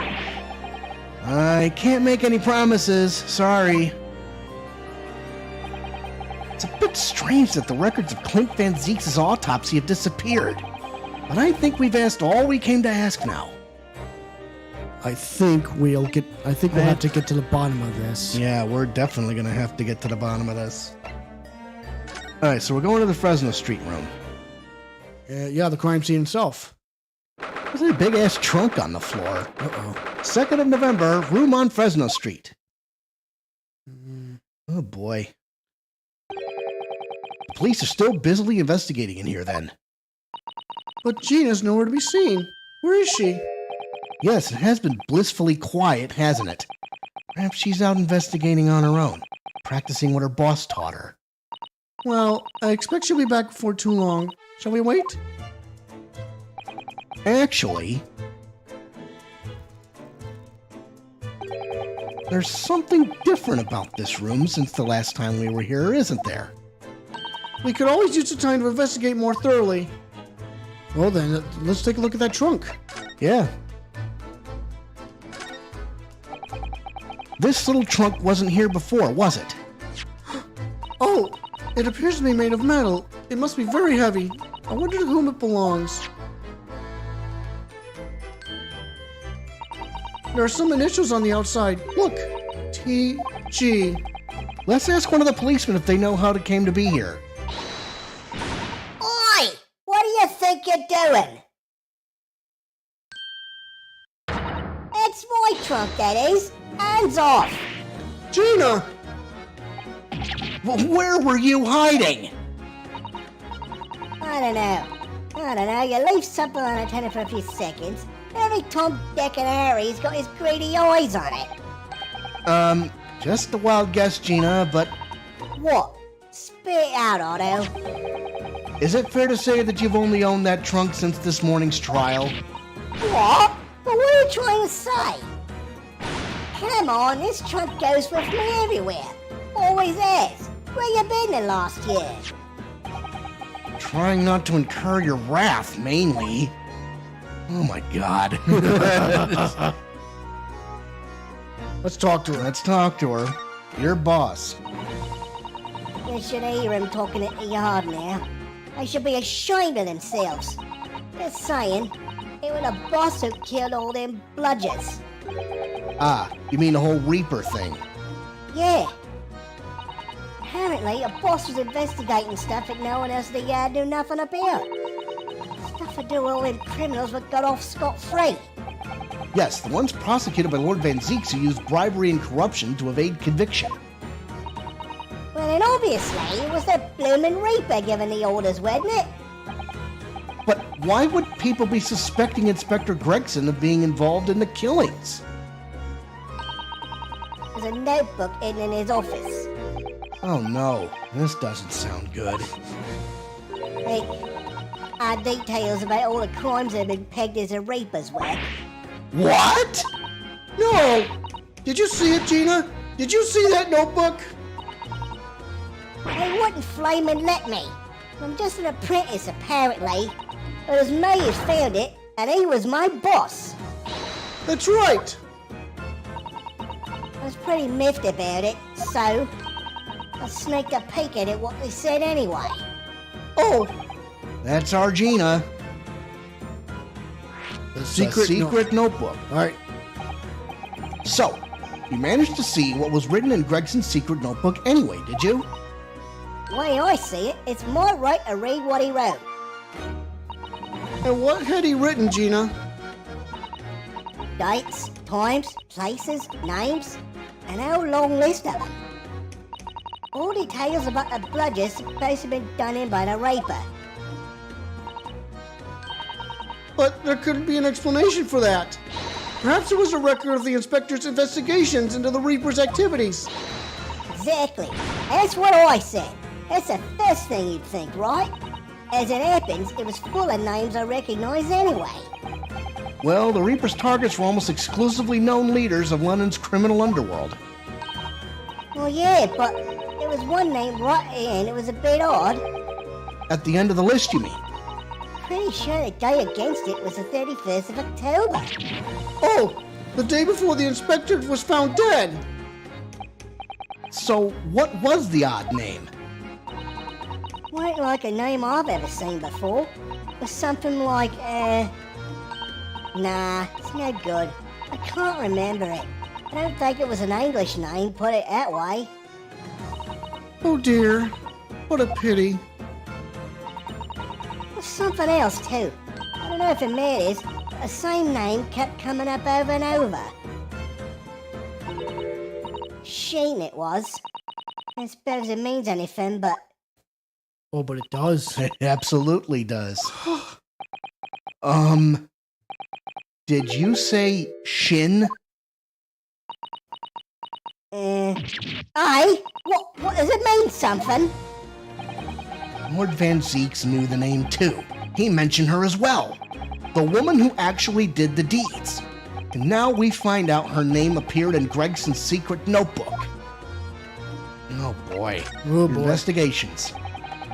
We haven't seen you for a little while, have we, Genia? Well, of course not. I've been busy, ain't I? Investigating and that.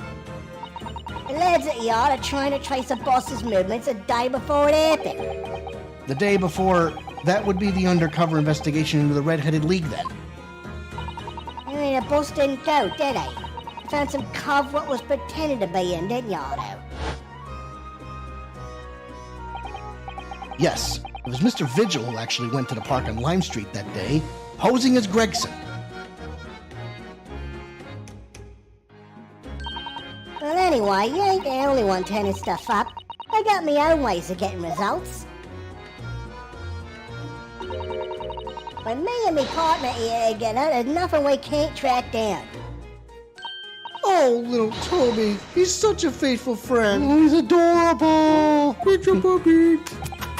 So, have you tracked anything down then? What do you think, eh? Of course we have. Can't tell you though, police business, innit? Anyway, the point is, if you lot ever need any help, you know who to turn to, right? Me and the hellhound here. Right, because he looks oh so hellish, honest. The hellhound. Gina, about your hellhound there.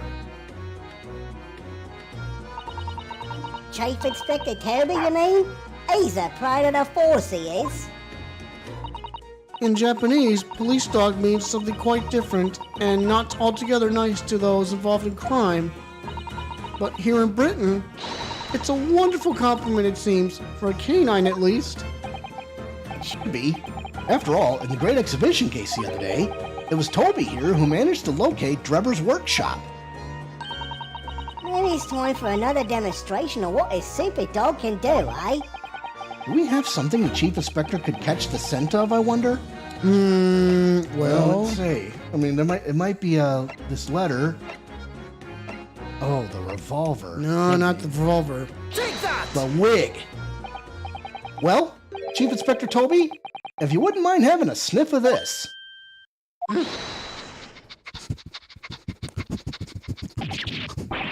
He might be a little too keen, don't you think? Yeah. The Chief Inspector makes short work of Gina there. Ah, look what he's gone to. Oh my, the trunk clearly still has a very strong scent of Inspector Gregson. In other words, it must have belonged to him. Yeah, all right. It's a fair cop, I suppose. And you nearly got away with it, too. You always talk so proudly of Chief Inspector Toby's nose and what it can achieve. Did it not cross your mind that he might identify something that was right next to us? Yeah, it was a bit of a bloomer, weren't it? That's enough now then, Gina. Eh? I think it's time you told us the truth about that trunk. All right, metal trunk. Spill it, Inspector. It weren't like that. It just weren't. What are you talking about?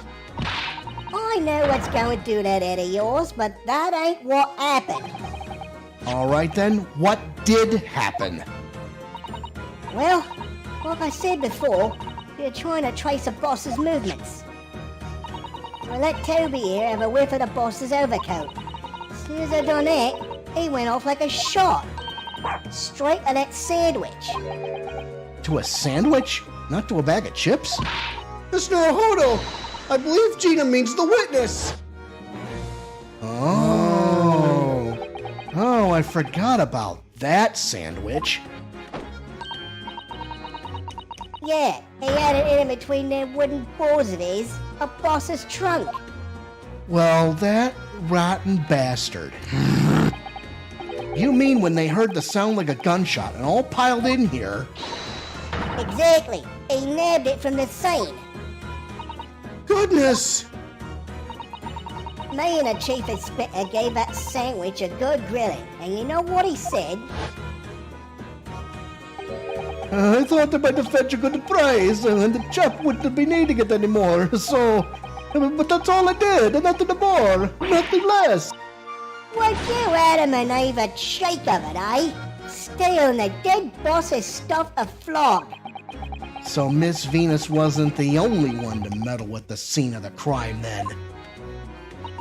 How could they? So anyway, that's how it happened. And it's a pretty decent truck, so I figured I might as well make use of it. There's something wrong with that, eh? Well, Maybe you and Mr. Sandwich should try to find the answer to that question together.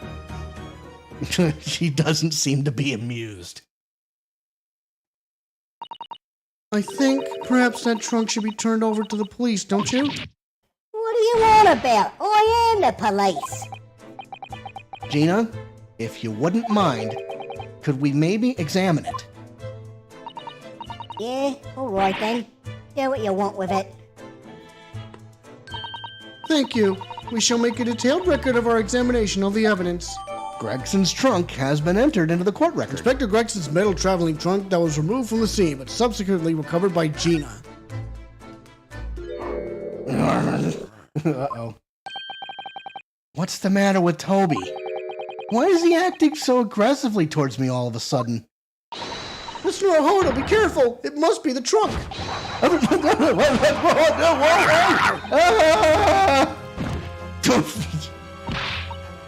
Toby, oi, what are you doing? You're gonna lick his face off. Mr. Naruhodo!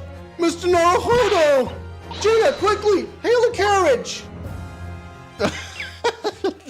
Oh, What God. the hell is that all about? Oh, my gosh. 2nd of November, 4:57 p.m., Naruhodo's Legal Consultancy. I forgot about this part. I've never seen it.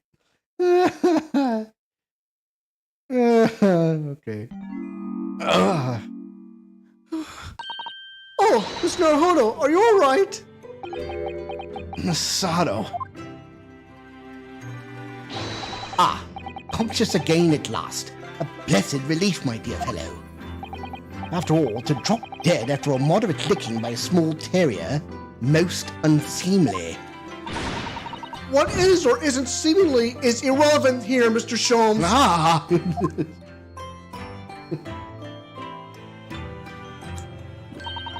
I'm so glad there's no lasting damage. How are you feeling? I'm fine, thank you. Did you bring me back here? Ah, what's this on my head? A bandage? Sadly, we had no ice, so that's a compress of sugar water. Sugar water? Don't worry, Mr. Naruhodo. It's a first aid treatment that my father taught me. Oh, thank you. So, let us take tea when you're feeling up to it.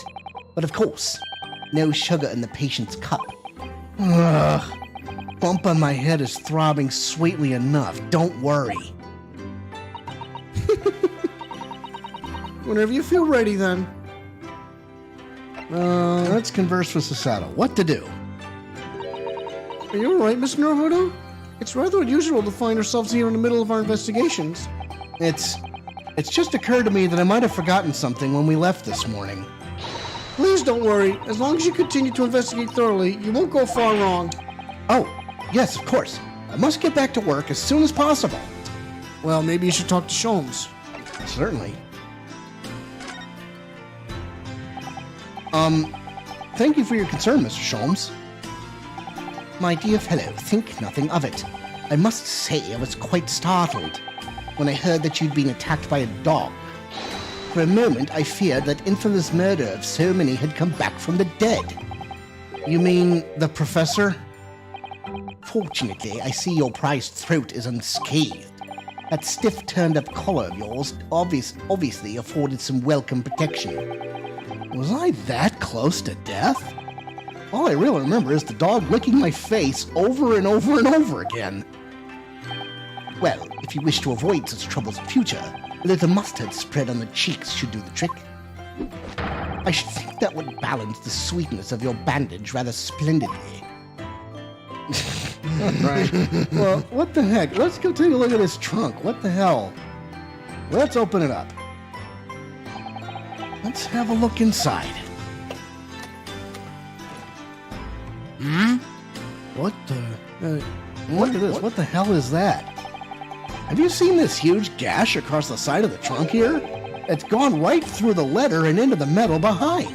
Gosh, for a metal chest like this to have been so badly damaged, whatever made the gash must have struck the side of the trunk with considerable force. I wonder how it happened.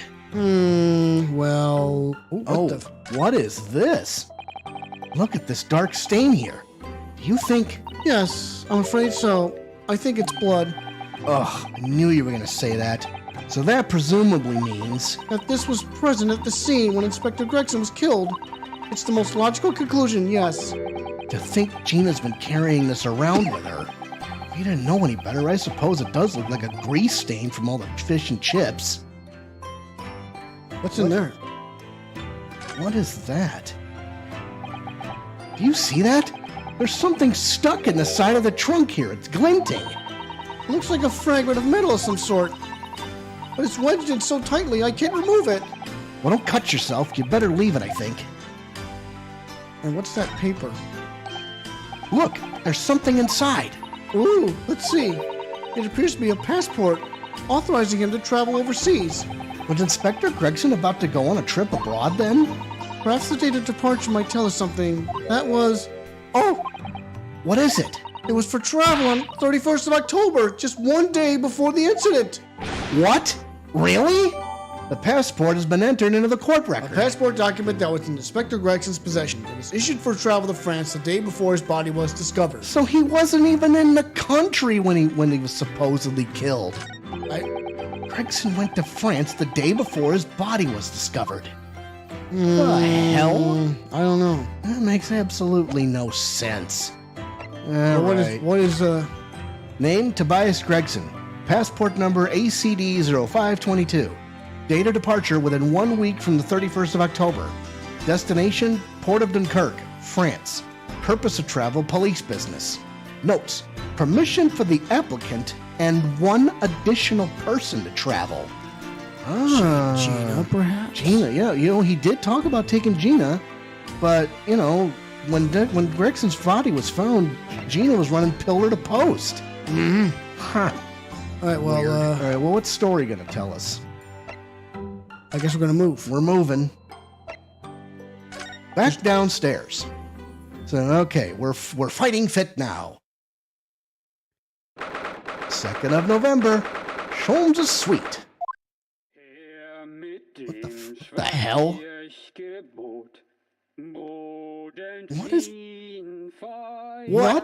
What on earth is going on here?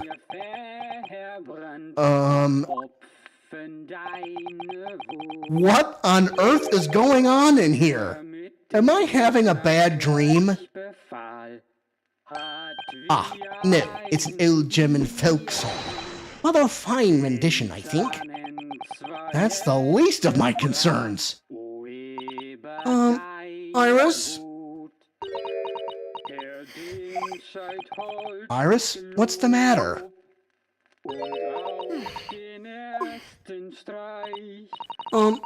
Who's that that relaxed gentleman over there? Iris, is she even listening? Excuse me, sir. I do apologize for troubling you whilst you're singing so merrily, but would you be kind enough to explain the situation? Well, that worked. A crooning gentleman and a mute young girl. A rather tantalizing juxtaposition. And one that appears to have cited the gods of deduction within me to find their voices too. Uh-oh. Is it what I think it is? Oh, yeah.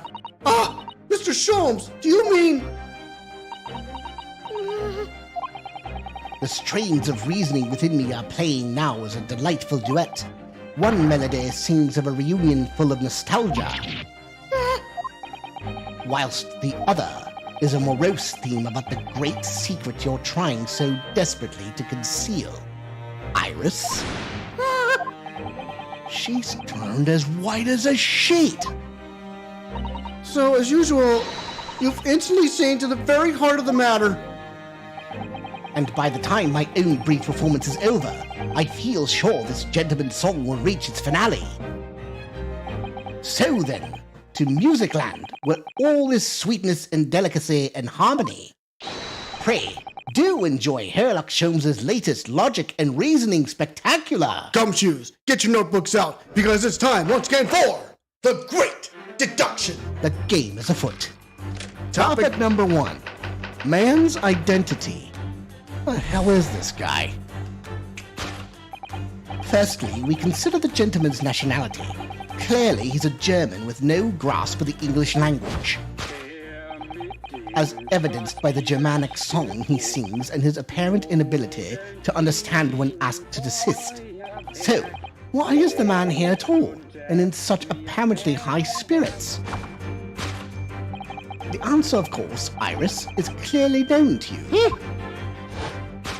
Indeed, we need only follow the gaze of those bright young eyes to unravel that particular part of this mystery. The reason for the man's mildly irritating warbling is revealed by the herbal tea. You obviously offered our German guest a cup of your latest herbal blend. The tea's delectable flavor has made the man's spirits soar, and resulted in this joyful ditty tumbling incessantly from his lips.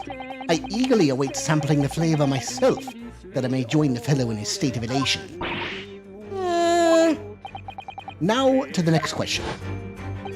Who exactly is this gentleman availing himself so thoroughly of the cité?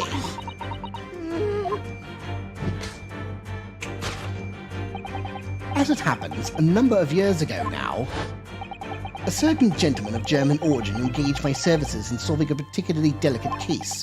He required the retrieval of letters once sent to an acquaintance that might have proved problematic. In order to conceal his noble identity, he also arrived at my office in a mask. The gentleman's name was Wilhelm Gostreich Sigmund von Ormstein. That name sounds familiar. The King of Germany. If my memory serves, the mask worn by this gentleman is identical. Yes, there can be no question. That mask belongs to the King of Germany. I don't know about that. It would appear that His Majesty remembers the fine service I afforded him and has decided to show his face again, mask and all, in order to express his gratitude. A well-mannered monarch indeed. Wouldn't you agree, my dear fellow? So the identity of this masked visitor is in fact my former client, the King of Germany. Indeed, his son is currently in London as well, enjoying the wonders of the Great Exhibition. Well, that's where he got the name from, the King of Germany. my ass. Well, first of all, Master Goss was from Bohemia. Girl, silence. Yeah, here we go. Which leaves us with one remaining imponderable. Yes, you young Iris. But your apparently inexplicable silence is unable to hide the truth. Yes, the reason for your muteness is concealed inside that knapsack. I don't know. A £5 note, I believe. I must say, as your compatriot, I'm deeply saddened. It would appear that you've allowed yourself to be bribed into silence by His Royal Highness, earning yourself some spending money in exchange for keeping quiet about the King's secret. And now, the final piece of the puzzle. What is the secret you strive to hide with your silence, Iris? Ah, yes, we need only follow that brief, involuntary twitch of your eyes to find the answer. You were attempting to abscond with that coffee cup. I don't know about that. My favorite coffee cup, in fact. Or should I say, the handle of my favorite coffee cup. It appears that His High-Spirited Highness broke it in the midst of his hijinks. Which leads us to the sad truth. My favorite coffee cup has been broken by the King of Germany, and Iris, you tried to conceal it from me. I shall have a bill sent via governmental channels to the German royal family for its replacement. I don't know about that. I don't know about that shit. Nope. Something way worse than that, I'm afraid. Thus concludes Sherlock Holmes's great deduction of this painful puzzle. Stupid thing.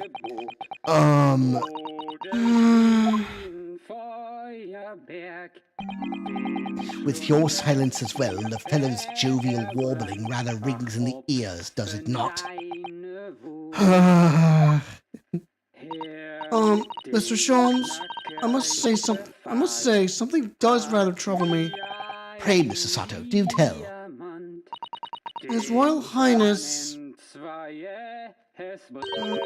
doesn't appear to have moved a muscle since we arrived. Ah, and you haven't said a word either, Iris. If Mr. Sholmes has it all right, you might as well own up to it now.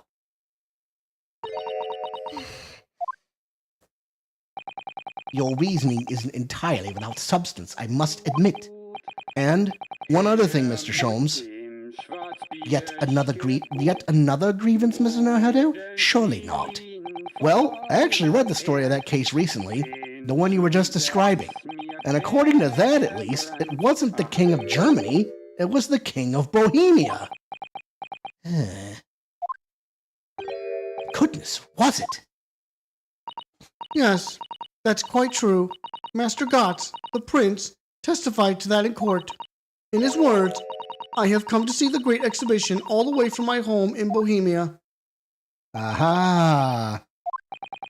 I would ask you to keep that minor error to yourselves. It could easily become quite a scandal. I believe, Miss Naruto, that it's our turn now to make some corrections to a number of minor errors that may have slipped in. Yes, even Mr. Sholmes is willing to admit he might be slightly wide of the mark this time. Although it's clear that Iris is definitely hiding something. We need to find out the truth behind this mysterious scene. But one truth is incontrovertible. My favorite coffee cup is no more. So, shall we embark again on a joint presentation of Sherlock Holmes's logic and reasoning spectacular? Gumshoes, get your thinking caps on. It's time once again for course correction. Hold it, Mr. Sholmes. All right, let's do this.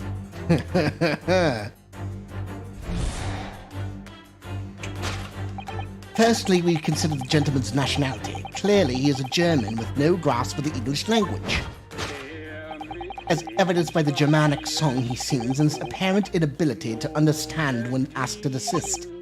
So, why is the man here at all and in such apparently high spirits? The answer, of course, Iris, is clearly known to you. Indeed, we need only follow the gaze of those bright young eyes to unravel that particular part of this mystery. The reason for the man's mildly irritating warbling is revealed by the herbal tea. Not the tea.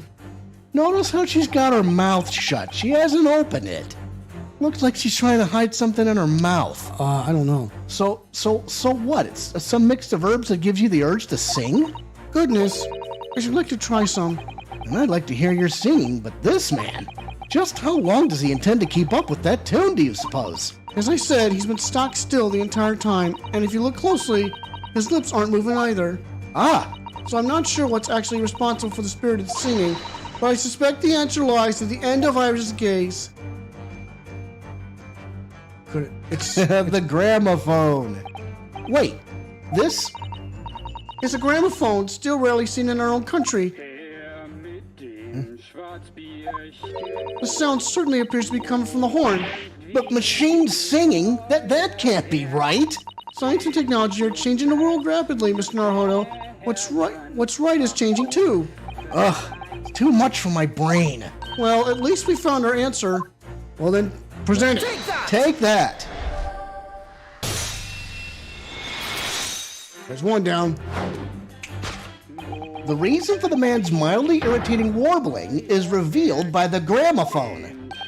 Indeed, for no well-bred gentleman would break into an obscure folk song when making a social call.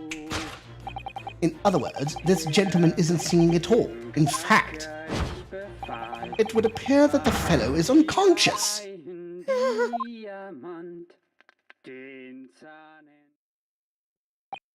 Ah, the music seems to have stopped now.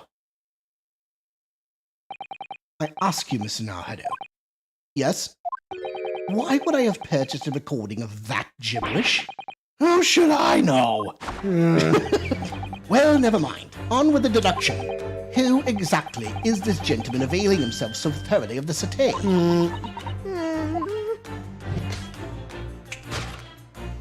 As it happens, a number of years ago now, a certain gentleman of German origin engaged my services in solving a particularly delicate case. I think I know who that gentleman is. He required the retrieval of letters once sent to an acquaintance that might have proved problematic. In order to conceal his noble identity, he also arrived at my office in a mask. The gentleman's name was Wilhelm Gostreich Sigmund von Ornstein, the King of Germany. If my memory serves, the mask worn by this gentleman is identical. Yes, there can be no question. That mask belongs to the King of Germany. Oh, but No, it doesn't. Although we've already established that it was actually the King of Bohemia. It seems Mr. Sholmes intends to persist with his Germany theories for some reason. Come to think of it, the young prince was wearing a mask as well, wasn't he? Master Gotz? The boy whom you had in tears. Don't remind me. Or anyone else. Do you suppose all members of the aristocracy of mainland Europe wear masks? I'm sure they do. Well, probably anyway. The point is, that mask doesn't belong to any king. No, that's right, as we well know, because we can identify the true owner of this mask. It's Kazuma Sogi. Take that! Bam! Yes, it did belong to him. Yes, there can be no question. That mask belongs to Kazuma Sogi. In other words, my memory is sublimely unreliable. Only you could try to make that sound positive. Kazuma's mask has been languishing on this metal chest for several days, though that doesn't explain why the gentleman is wearing it now. But it is now a simple matter to determine our guest's true identity. After all, the gentleman is unconscious. We need only excuse ourselves in advance, gently lift the mask, and peer beneath it. Okay, here we go.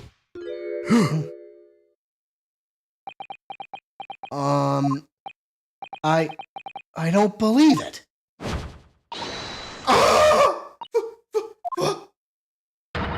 Father! I'm afraid, Mr. Sato, you must be mistaken. No, I think not, Mr. Sholmes. Then it would appear our logic and reasoning has once again revealed the truth. This mysterious visitor Is my unconscious father. Eugen Mikatoba! Logic and reasoning, or just looking and saying? Oh boy, Eugen Mikatoba. I'm just surprised she didn't. Solved. Man, now what? No, Why? son. No, she's she's quiet for a I reason. think I know what she's hiding, but keep going. Which leaves us with one remaining imponderable. Yes, you, young Iris. But your apparently inexplicable silence is unable to hide the truth. Yes, the reason for your muteness is concealed inside that knapsack. Not the knapsack. That's a 5-pound note poking out from Iris's knapsack, is it?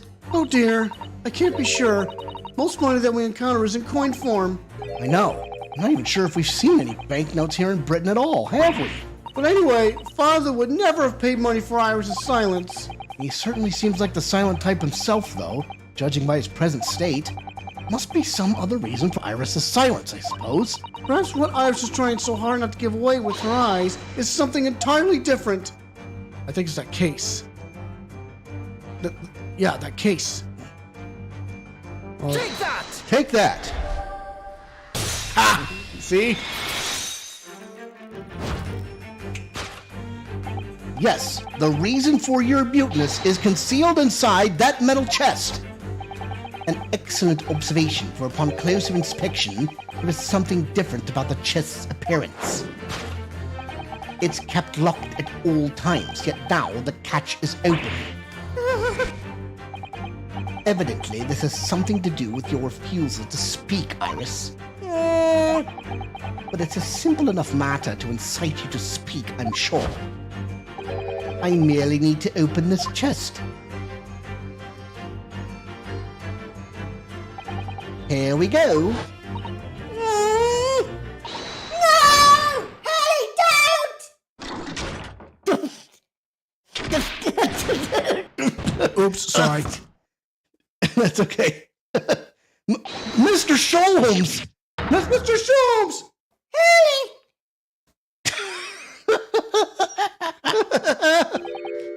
He's dead. Never!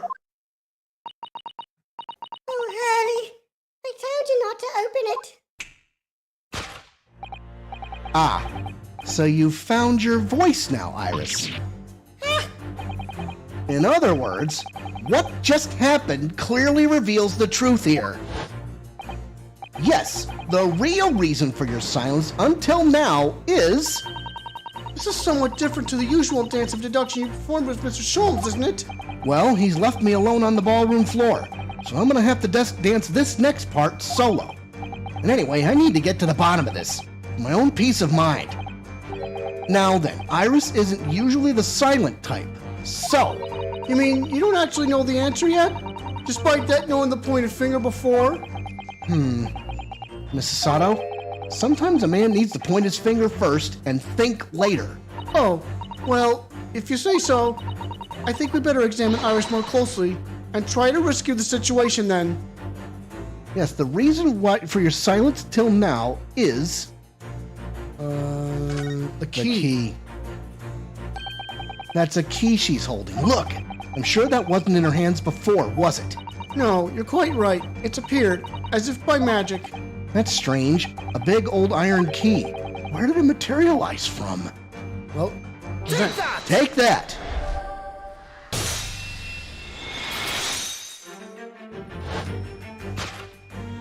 Yes, the real reason for your silence until now is that key behind your back. When Mr. Sholmes was thrown into the air before,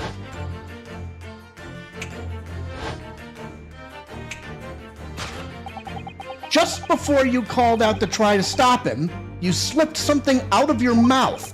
That something is the key now in your hands. No doubt the key to the chest. You're so clever, Runa. So now it becomes clear. Thanks to Mr. Sholmes' graphic demonstration, we could well imagine what happened here. But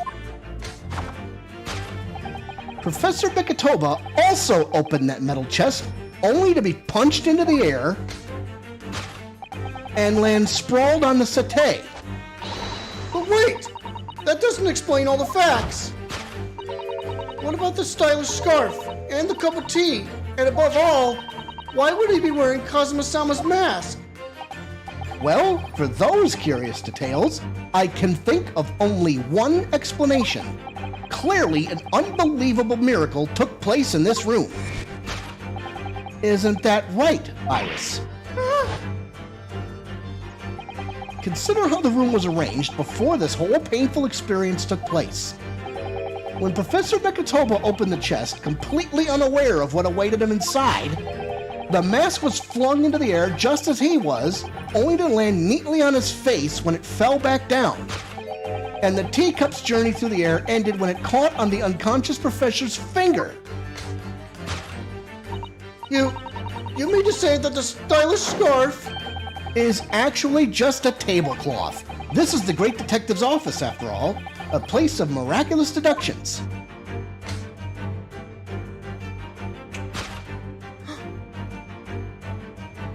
Would you expect anything less?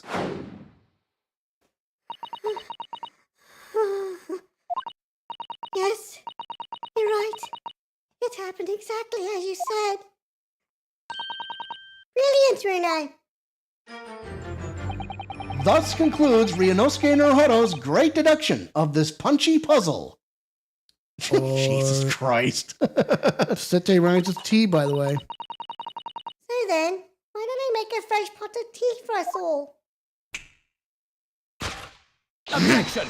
Objection! An admirable performance, Mr. Naruhodo.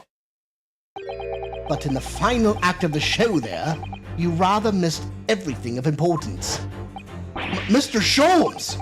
If you would cast your mind back to my earlier deduction. Iris, clearly you're hiding a great secret. Ah! She is? From the look on her face. Mr. Sholmes must be right. Whatever that great secret is, the cat isn't out of the bag yet. So I put it to you again. You were attempting to abscond with that coffee cup. Not the coffee cup. The coffee cup. It really is a shame about Mr. Sholmes' cup. It must have been smashed when Professor Nekatoba opened the chest. Oh dear, so many things have been broken here. But now that the deduction has taken a different direction, Iris doesn't seem to be trying to hide the broken cup anymore. In other words, her great secret is something else. Let's put our observational skills to work here one final time then. It's gotta be, no, it's the case file. Ah, look! There! There seems to be more papers there. Is Iris trying to hide them underneath the tray? The insignia, Mr. Naruhodo, it's an official Scotland Yard document. What? But why would Iris have We must ask her. an official Scotland Yard document? Well, present. Take that! Joey and Ross snap. This is the biggest waste of time in the entire 10K series. You were attempting to abscond with that case file. Iris, as you know very well, nothing escapes the attention of a great detective. Oh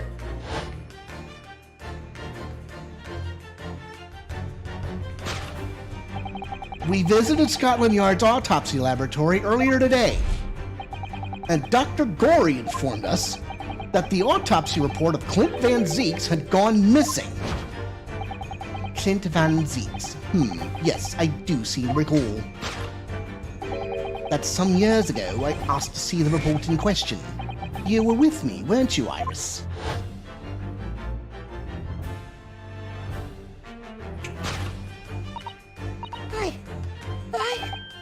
You mean it was you, Iris? So those papers you have there are... I'm sorry. Forgive me!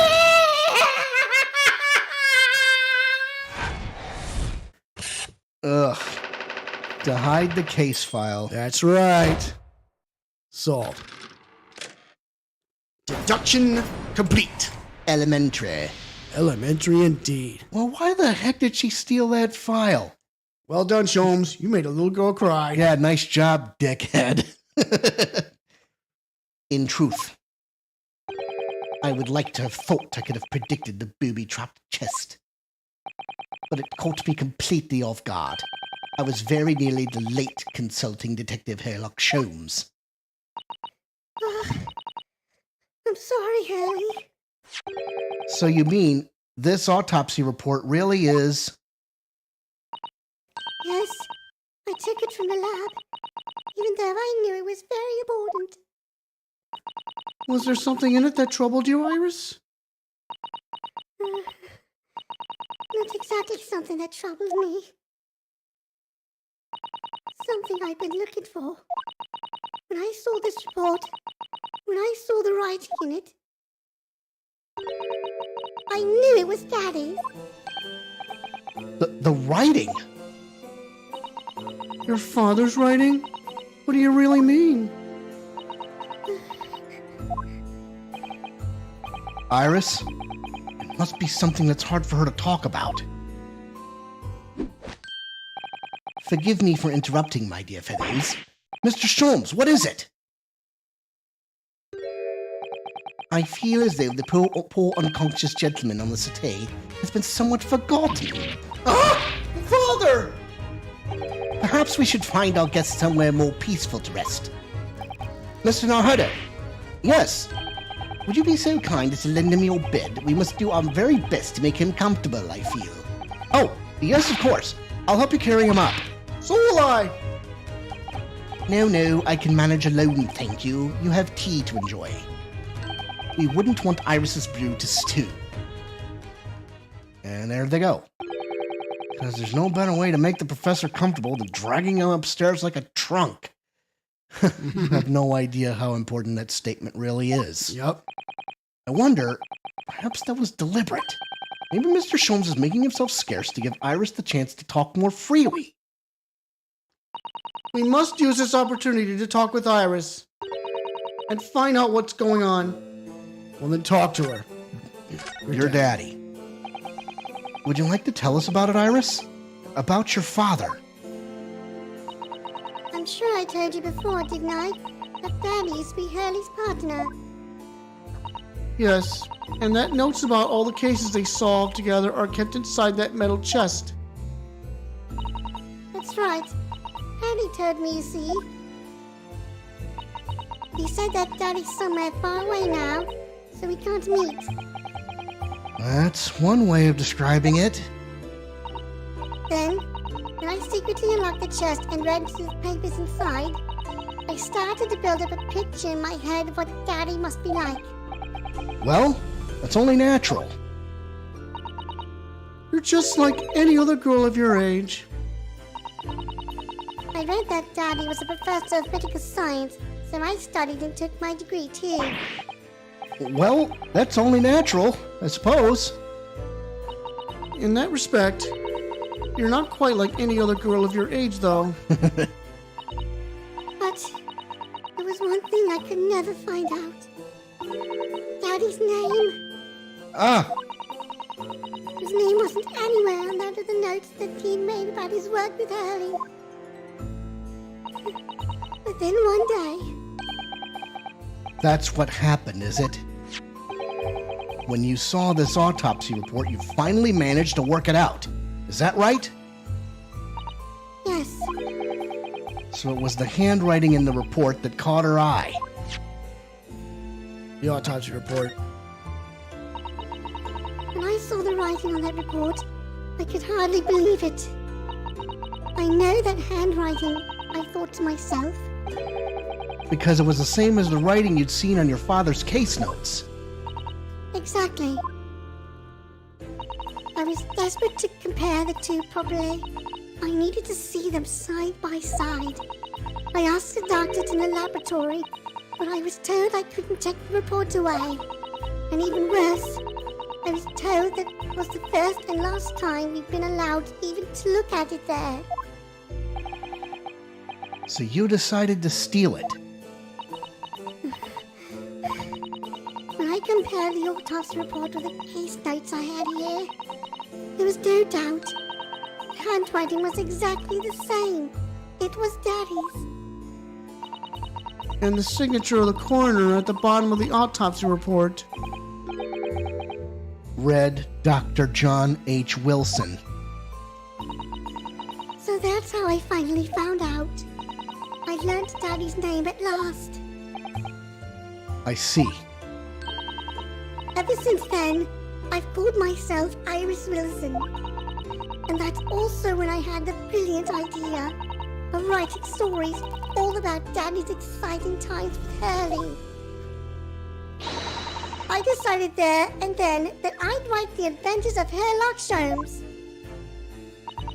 Oh, Iris, I had no idea the stories had quite such a deep personal significance for you. I can see why the autopsy report was so important to her now. And why she was prepared to break the law to get her hands on it.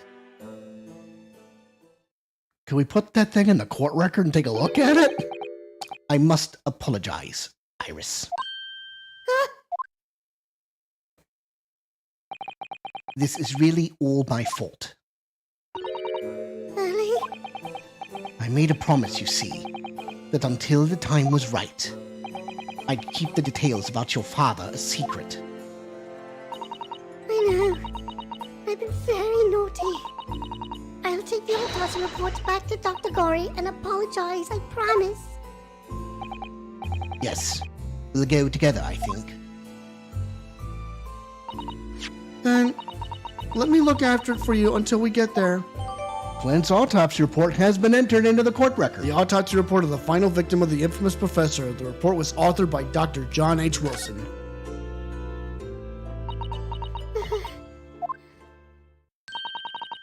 I must go and water my herbs, I think. I'll see you all later. And off she goes. Poor Iris. She must be feeling awful. All right, let's get a look at that autopsy report. Okay, autopsy report. Coroner John H. Wilson. Victim named Clint Van Zeeks, male, age 33, nationality British. Time of death 31st of May between 9 p.m. and midnight. Observations: death from a single stab wound to the heart. Others superficial external wounds indicative of a duel. Additional notes: recent scarlet ink stains visible on the little and ring fingers of the right hand, but no document and corresponding ink was found. Autopsy findings: vital evidence recovered from the victim's stomach during autopsy. Credit to Inspector Gregson for petitioning so doggedly for the autopsy procedure. No internal trauma noted anywhere in the body. John H. Wilson. Mm-hmm. That's kind of weird. All right. I know Mr. Sholmes is here for her, but still.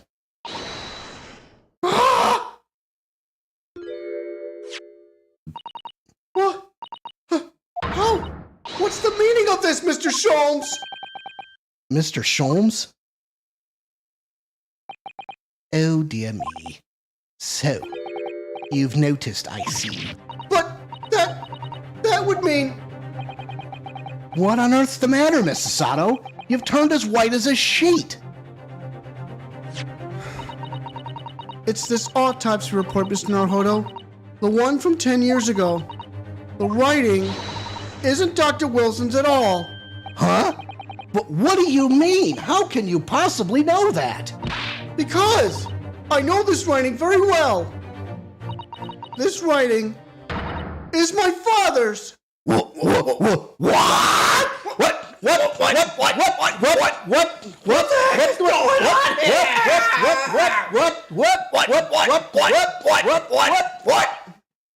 What? Professor Mikatoba's? Indeed, it's true. And now you know, my dear fellows. No, I don't know anything. Sisters are doing it for themselves. I'm not sure what that means, but what on earth does all of this mean, Mr. Sholmes?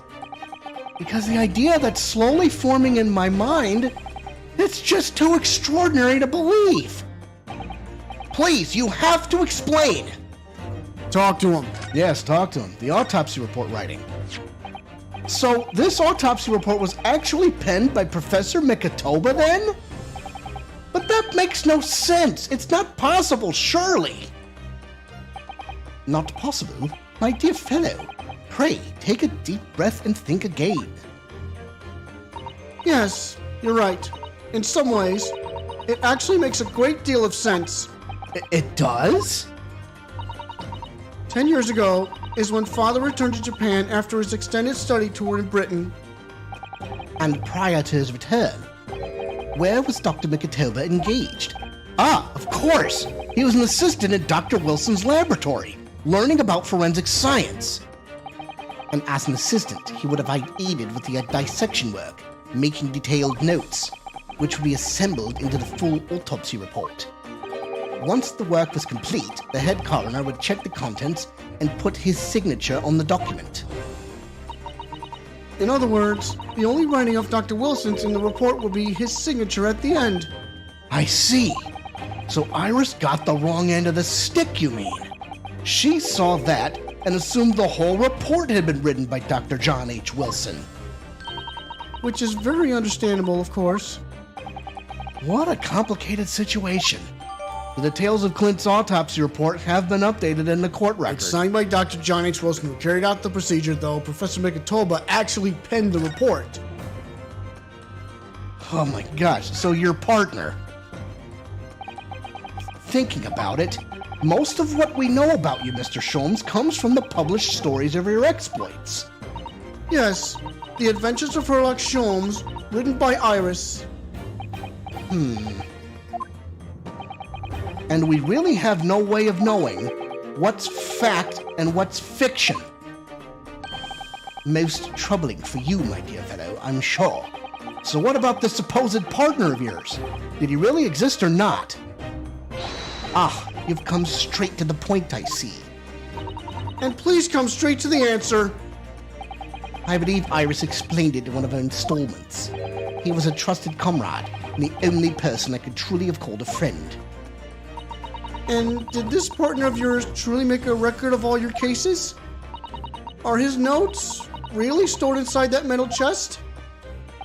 Absolutely, my dear madam. Absolutely. So, where's your partner now? We rarely meet. You see, he lives on the other side of the world. But if this autopsy report and the records of all your old cases were penned by the same hand, and if the autopsy report was written, though not signed, by your famous partner, there would only be one logical conclusion. Pray, impress me. Your partner would have to be Eugen Mikitoba. In other words, Miss Sasato's father. Upon my word, Miss Nahodo. Yes? You are coming along wonderfully. You have hit upon the method at last. You've finally grasped the art of deduction. You mean to say... Allow me to introduce you to my great friend and partner, Mikitoba. Professor Mikitoba! Oh my word. Sholmes and Mikitoba. Does this mean... 1, 2, I thought I heard somebody talking. No. That you're the real Dr. Wilson? No. My dear, I'm still my old self, Eugen Mikitoba, your father. Oh, of course. This is obviously too much for Sasato-san to take in. I must say, though, how my old friend has attained worldwide celebrity as a great mystery solver is the greatest mystery of all. I still remember the first time we met. Pray remind me, when was it again, Mikitoba? 16 years ago, Sholmes. Yes, quite. 16 years ago. I just arrived from Japan with Seishiro and Genshin. I was in search of lodgings close to the hospital, some comfortable rooms at a reasonable price. But rents are devilishly high in that particular area. That's right. So I decided I needed someone to share lodgings and the expense, and was fortunate enough to be introduced to Sholmes, who found himself in a similar situation. I was a callow fellow back then, a mere shadow of the great detective you see before you now. I was working at the hospital's chemical laboratory at the time, indulging my curiosities for little gain. And the situation of our cohabitation led us to pursuing case together, you see. Cohabitation. Sorry, cohabitation. Hard to believe, it was a mere 6 years. We had a great many adventures. Within the last year of Mikitoba's stay in Britain, that most infamous of cases presented itself. The case with which you've become rather familiar yourselves. The Professor killings. After the trial, Seishiro and I were summoned back home. Hardly surprising, given the circumstances. So there you have it. And as you know, all the details recorded by my trusty chronicler remained in that metal chest. This is just amazing! Professor Mikitoba really is Mr. Sholmes's famous partner.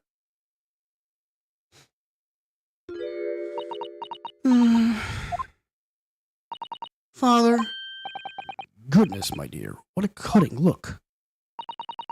as your daughter, I'm very proud to learn that you are the great detective's great partner.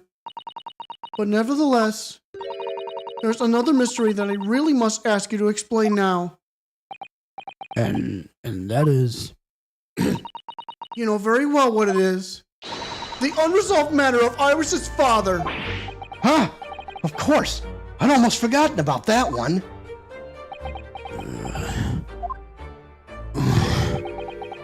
I should have seen this coming, I suppose. Iris's father. Iris told us that all the notes about the great detective's adventures that are in that metal chest were written by her father. Isn't that correct, Mr. Sholmes?